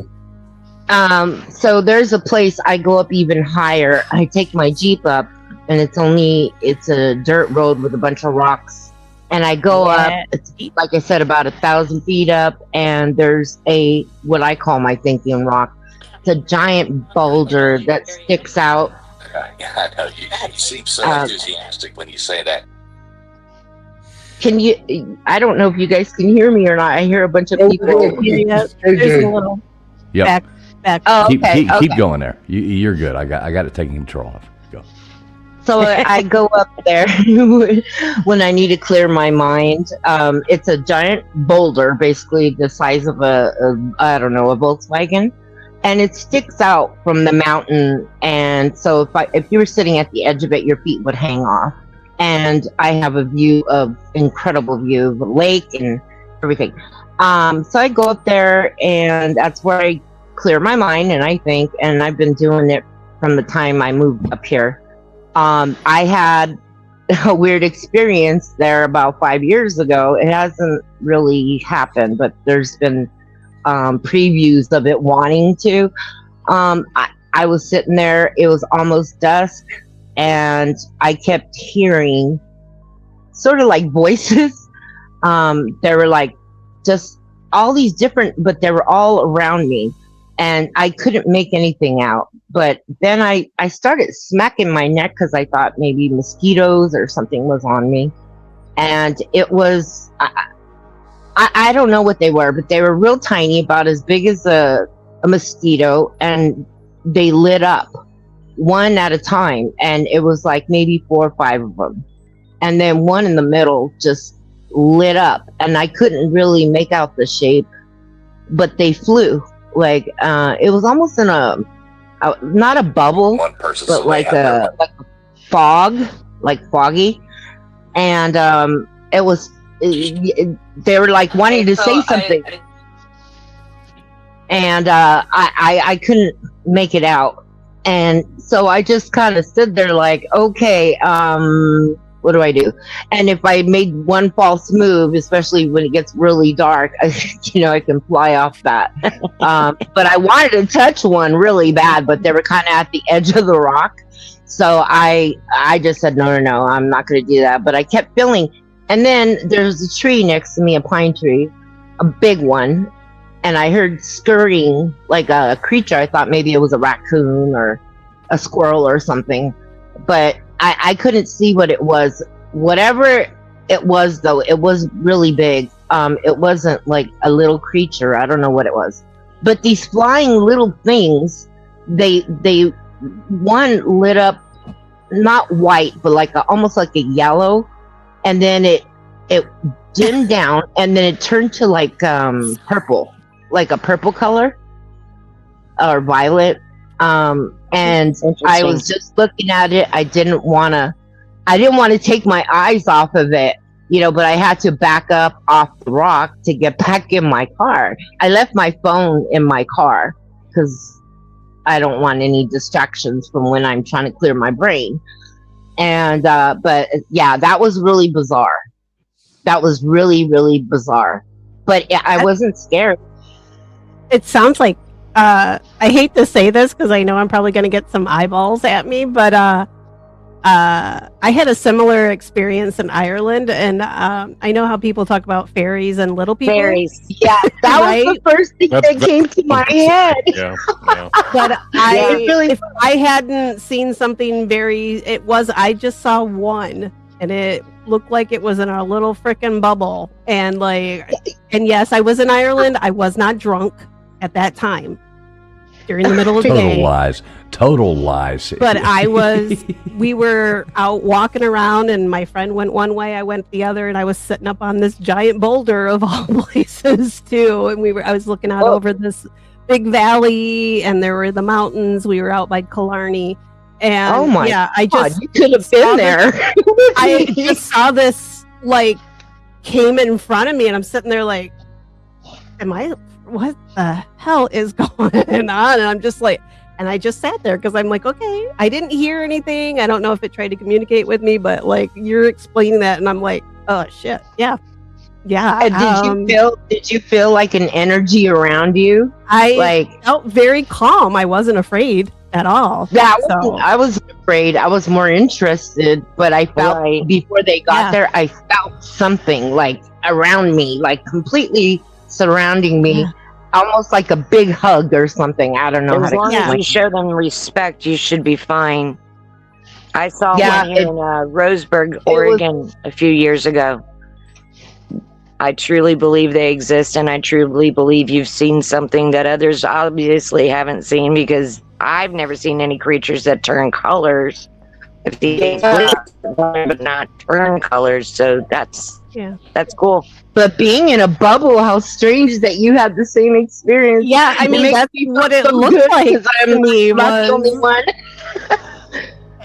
That's exactly what it looked like too, and I was just like, "Oh shit, what? Were you with me?" I know. That's what I'm thinking. I think we're on some kind of wow. That's really cool. Yeah, that is so cool. I thought you guys would think I was nuts or something. Yeah, even weirder.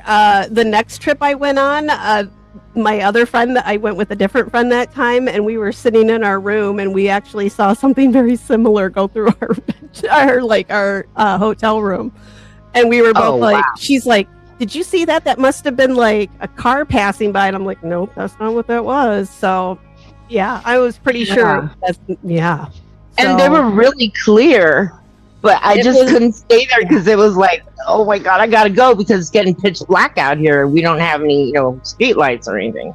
So I was like, I gotta go.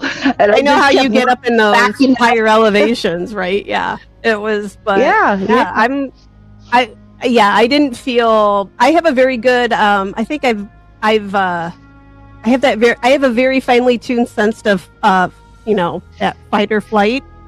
Because if something feels really off for me, I'm getting out. I'm not messing with it. If I walk into a place and it just does not feel right, not for this ginger. I'm out. But if I'm there, but you didn't feel that way though, right? You felt comfortable. No. But I try to walk into a place with good intentions anyway. Like I'm like, hey, I'm not here to hurt anybody. Like I hang out in cemeteries. Positive energy. Right. And I never get bothered. Like I don't ever get creeped out. I go to a lot of haunted locations. I don't think I've had any. Like if I've gone into a room or something and it was like, I don't like that, I'll just turn around and go back out. I'm the same way. It's funny you say that. To be there, but yeah, something's just. It's funny you say that because I'm kind of with Nathan on this one, and probably with Doug as well. Like what Doug was saying earlier, I'm not really scared of those things. And it's not the fact it's not like me not wanting to use a Ouija board because I'm scared of it. Because I'm really not scared of that kind of stuff. It really doesn't bother me. I'm pretty I'm safe in my own faith and safe in my own who I am and all that kind of jazz. I'm not scared of it.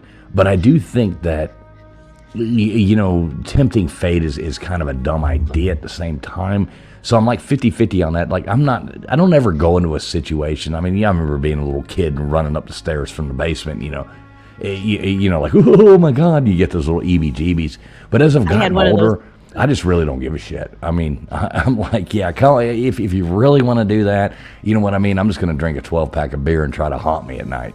I dare you to try. You know what I mean? Like, you're not going to happen. On the opposite side of that, it takes a lot to really freak me out.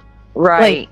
So if something is freaking me out, like there's got to be there's probably a serial killer within very close proximity. It's probably more dark energy. I would rather take my chances. I would rather take my chances with a ghost, so to speak, than walking home from a event in downtown Atlanta. Yeah. So here's how my take is on it. These things that we're talking about are creatures that are vibrating at a different energy in a different frequency that we're capable of seeing or hearing for the most part. Certain people, us empaths, you know who you are, we're capable of picking up on that energy, whether it be through smell or sight or feel or sense or the hair standing up on the back of your neck. I mean, everybody's got the sixth sense. You just got to tap into it. And you're talking about tools that we are using to communicate with entities that are at a different frequency. It doesn't specifically mean that they were ever human or ever demon. They're just at a different frequency. And again, it's all about your intentions and the vibrations that you're using. You get what you give. So if you go in there with a bad attitude, you're going to get nothing but bad crap back. But if you go in there with a light attitude and a positive attitude of just love and communication, then that's what you're going to get. Yeah. And we can manifest so many things. Like exactly. People keep going into these locations like, oh, this place is haunted. Like then you automatically manifested that. Like people are going in like, oh, this place is super haunted, right? And they get there and they're like, oh my God, they're already envisioning all these weird. I would rather go in and not know a damn thing. Right. Yeah. And then be like, oh, right. Did you feel that? Or, was that just me or something? And if somebody else has the same experience, okay, well, let's document this and let's talk about it. But because they set their energy before they even walked in the door. Yeah. You're already like hyped up and expecting it and you're putting that out there. Right. Or maybe you're putting it out there and then you're attracting it back. Like maybe there's something just kind of randomly waiting for somebody to be like, talk to me. Because there are entities out there that will feed on your fear. So you don't want to deliberately just give it to them before you even walked in the door, because they've already figured it out. The minute you walk in the door, they can smell that fear. So they're going to play on it for sure. Yeah, So. I have horses. I know how that is. They'll play on your fear all day, every day. Like I walk out in the pasture, if somebody's with me that they know, they'll like act like a bunch of freaking raging idiots out there. Like, woo, look at us. And they're, I mean, yes, the same as spirits. Horses. Well, see, that's another thing that we as humans are stupid about is animals are way more sensitive to these things than we are, because again, they're experiencing life on a different frequency. And we just don't tap into children, it. So like cats, children can tell you immediately something in a room with you. It's somewhat of the innocence. I think you go with that, like animals, and that's an innocent, creature. It doesn't have the same mindset of grown adult. Children are the same way, so I think they would be more susceptible to those kinds of things. Well, I have a mountain lion, and she's like really, really sensitive to a lot of things. I mean, her ears perk up, and I already know where to look. She's like my guard dog. And the difference, see, now here's the thing I would like to know, if anybody did any research on it, is the difference between the pineal gland in animals and humans, because we know that with children, their pineal gland has not been calcified yet, so we believe that they're capable of seeing these creatures that we normally can't. I mean, children can talk to ghosts. I did. For some reason, though, I can still talk to ghosts. Yeah. So, but they say that as we age and reach maturity, our pineal gland calcifies, and it becomes more difficult for us to reach heightened awareness. But animals don't live as long as most animals. Yeah, most animals don't live as long as we do. So I'm sure they don't. I'm a vet tech, and I don't know. I'll look into that. That would be interesting to find out the data on that. I'm curious now too, but I mean, they don't, like, cats are probably longer lived than most dogs. I mean, I had a cat live to be 20, and my oldest dog lived to be about 17. So, I mean, that's not very long, really, when you're considering children versus adults, right? Like, as humans, 75 to 85-ish, right? Right. Lucky. So that is interesting. I just think they're more grounded because they're stuck to the ground. Like, even little kids run around outside barefoot and right. I did when I was a kid. Yeah. Right. And when I want to get back in touch, when I'm feeling like all stressed out and stuff has got me messed up in the world, I go out and I'm like, I just bury my face into my horses, or my dog or my cats, like they keep you grounded too. And I think that's another sign too, like if you're kind of and if you want to touch on that, Native Americans wore moccasins, which were leather bottomed, so they were still connected to the planet. But we started wearing rubber bottomed shoes, and we lost our connection. You're right. You're right. My tribe is the same. We've been wearing those shoes for some. And everything had to be sort of in a natural state. Yes. Well, we broke all those rules when we wanted progress. Y'all back off your ET talk in the chat. I love back ET. off the ET. So we do have to wrap this up here in one moment. We try to keep these to 2 hours, especially like for our guests and stuff like that. Gypsy, you got any questions you would like to ask Doug or anything like that before you go?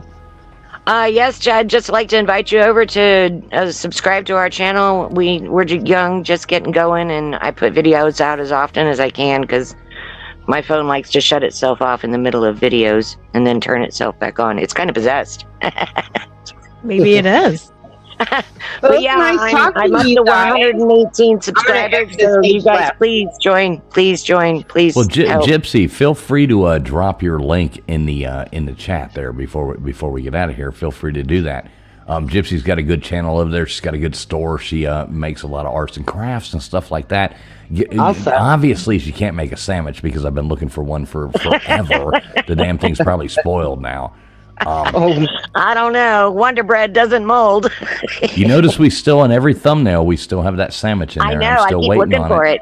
That's just for you. I found it, but you can't really. I know it. I got to manifest my own. I got to manifest my own sandwich, Gypsy. You got to find the right locker, my man. Yeah, It's in manifest that. Mm-hmm. You guys are fun. I had a great time. I'm going to exit stage left, and y'all take care.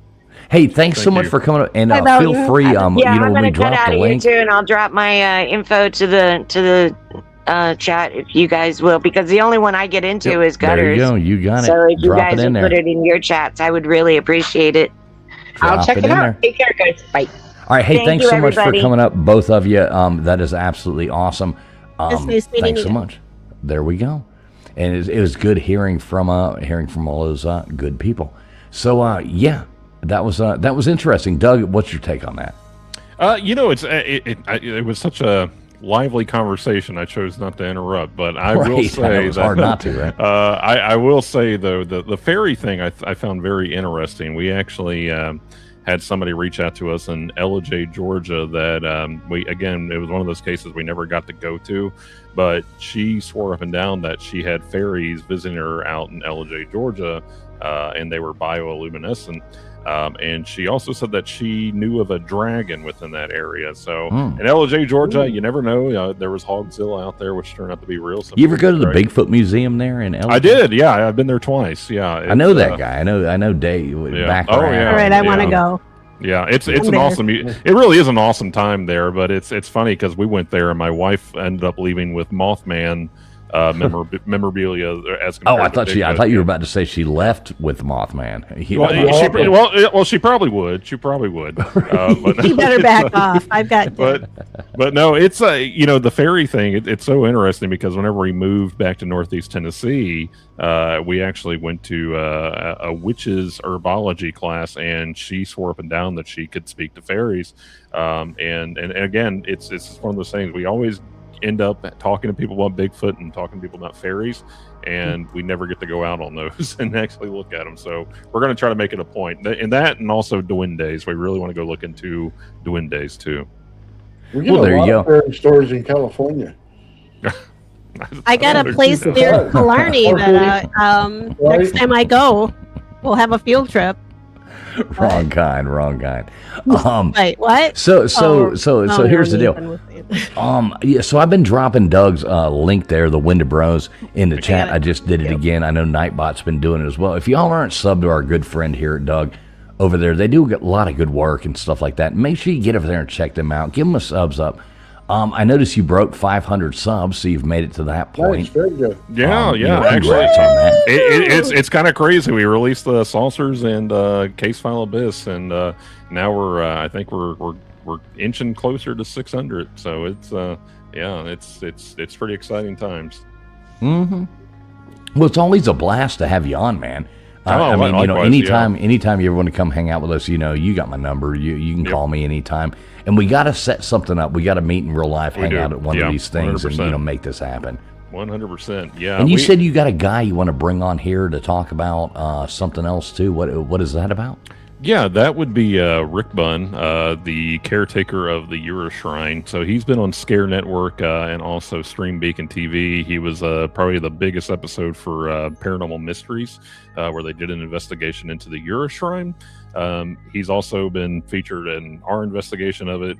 We've become really good friends. I enjoyed it's never a dull moment to meet with Rick and talk to him. But we had brought to his attention about the Abbinormal show, and I think that you guys would be a great fit for that because one, you allow your guests to talk, and Rick is a very fascinating person to talk to, and the incredible thing about Rick is that he will tell you incredible stories but also be able to back it up, which blew our mind whenever we first met him, because we said there's no way this guy can back all this up, and then whenever we went and fact checked everything, sure enough, he was telling the truth about quite a bit of it, and there's things that he still continues to blow our mind about, and we're learning new things about that place every time we go there. But I think on that end, if you watch Case File Abyss, and again, I'm not trying to promote anything, but Case File Abyss, if you watch that and the consecutive feel free to promote away. Yeah. I mean, that's the point. Case File Abyss episode 1 is out right now, and it's probably going. Thank you for that. But it's probably going to be 6 episodes. We ended up going into it thinking that it was just going to be one standard episode like we usually do. And then by the time we were done, we had 6 hours of footage recorded. It even involves me doing a solo dive into an abandoned cave to go give my portion of it, which actually turned out to be the cave that I went into used to be an old munitions storage house during the Civil War. And so a lot of it's collapsed now, but went in there being stupid by myself. And, we talk about things that unsettle me. It was a little bit unnerving in there by myself. But, on that end though, I think Rick's going to come in. He's going to talk to you a lot about some very interesting things. And one of the things that he's really talking into is Onis and Oni attachment and dark Shintoism. So I think that he would be a fantastic guest for this show. Yeah, let's set that up and make it happen. Absolutely. I mean, let's make it happen in the next month or so. And whenever he's available, give me a week's heads up. We try to get guests, line them up and stuff like that. So give us a week heads up when you want to do that, and we'll make it happen. Yeah, absolutely. I'll get a hold of Rick, and then you'll probably catch us live from the Euro Shrine. So, yeah, that would be absolutely awesome. Anything else you want to tell the people, anything like that?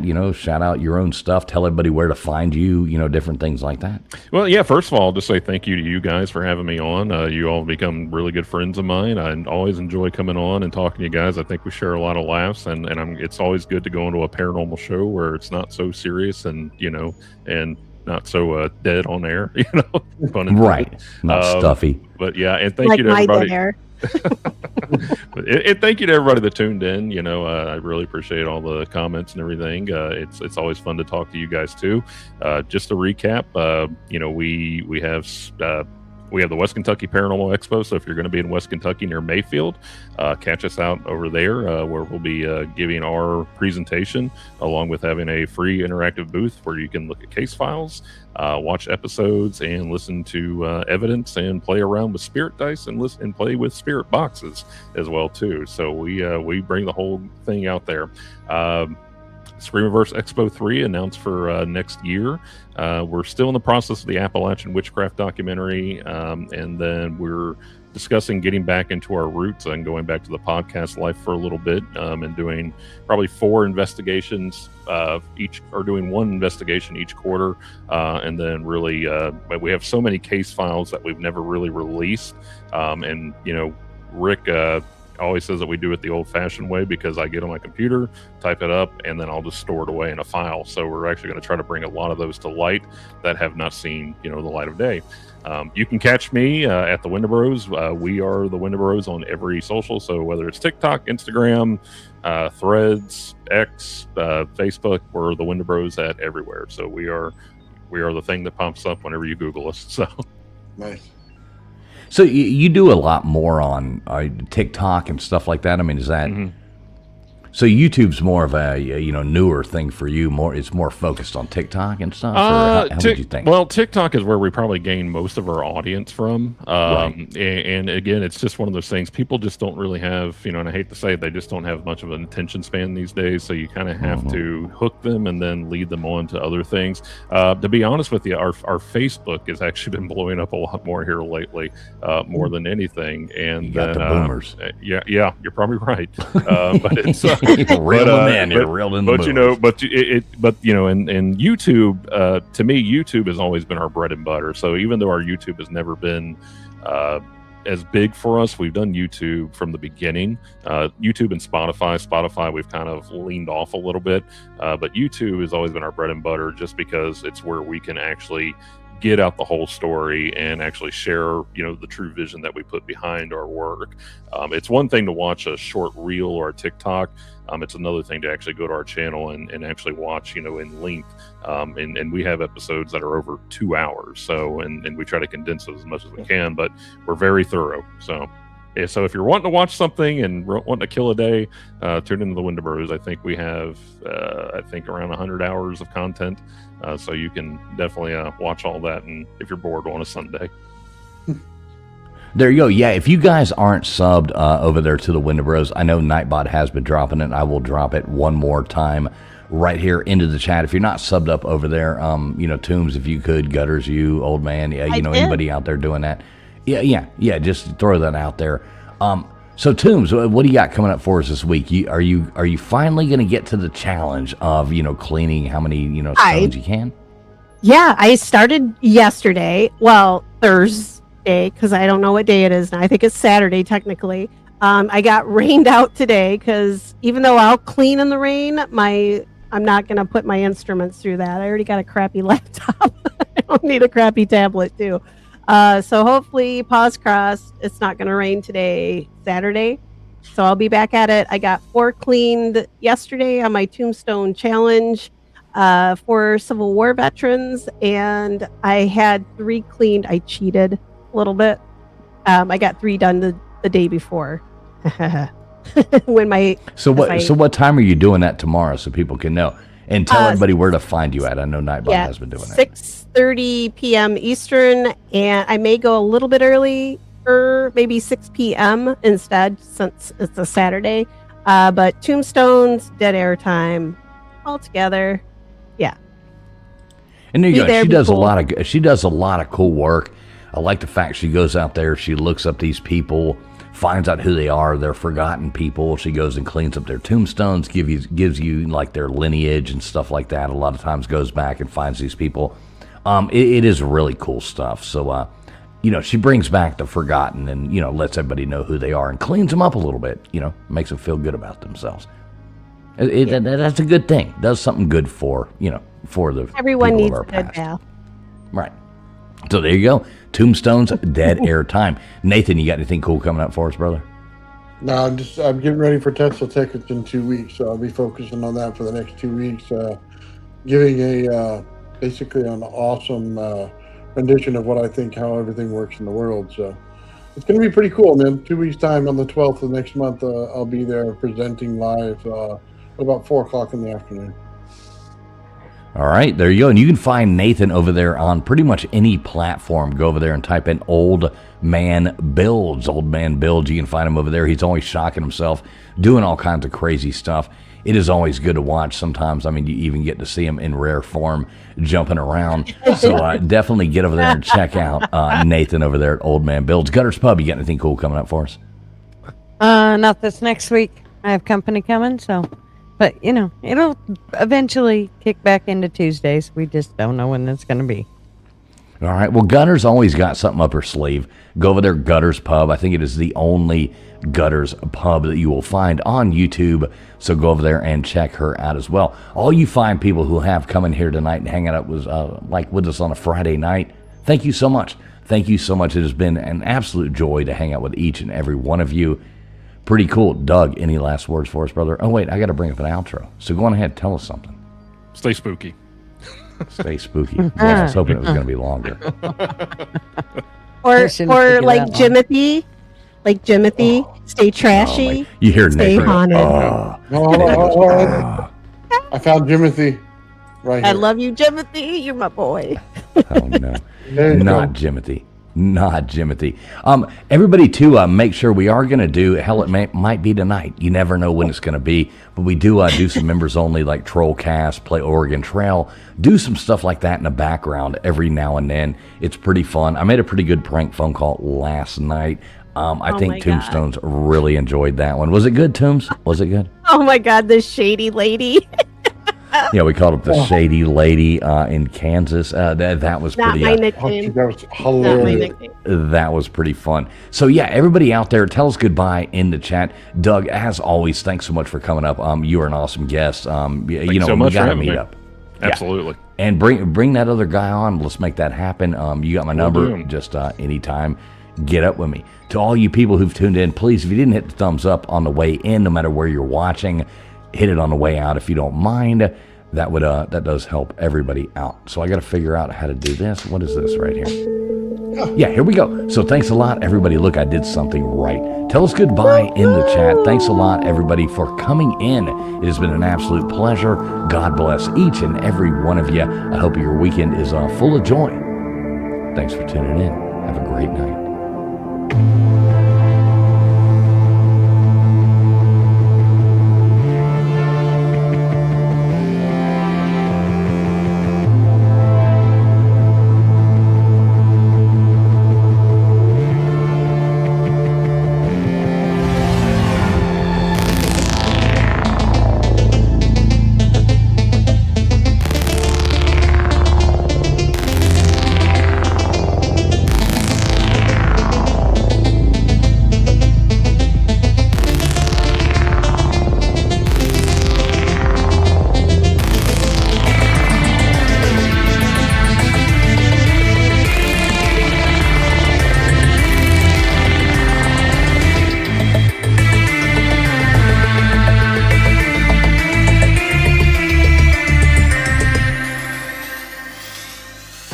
Bye.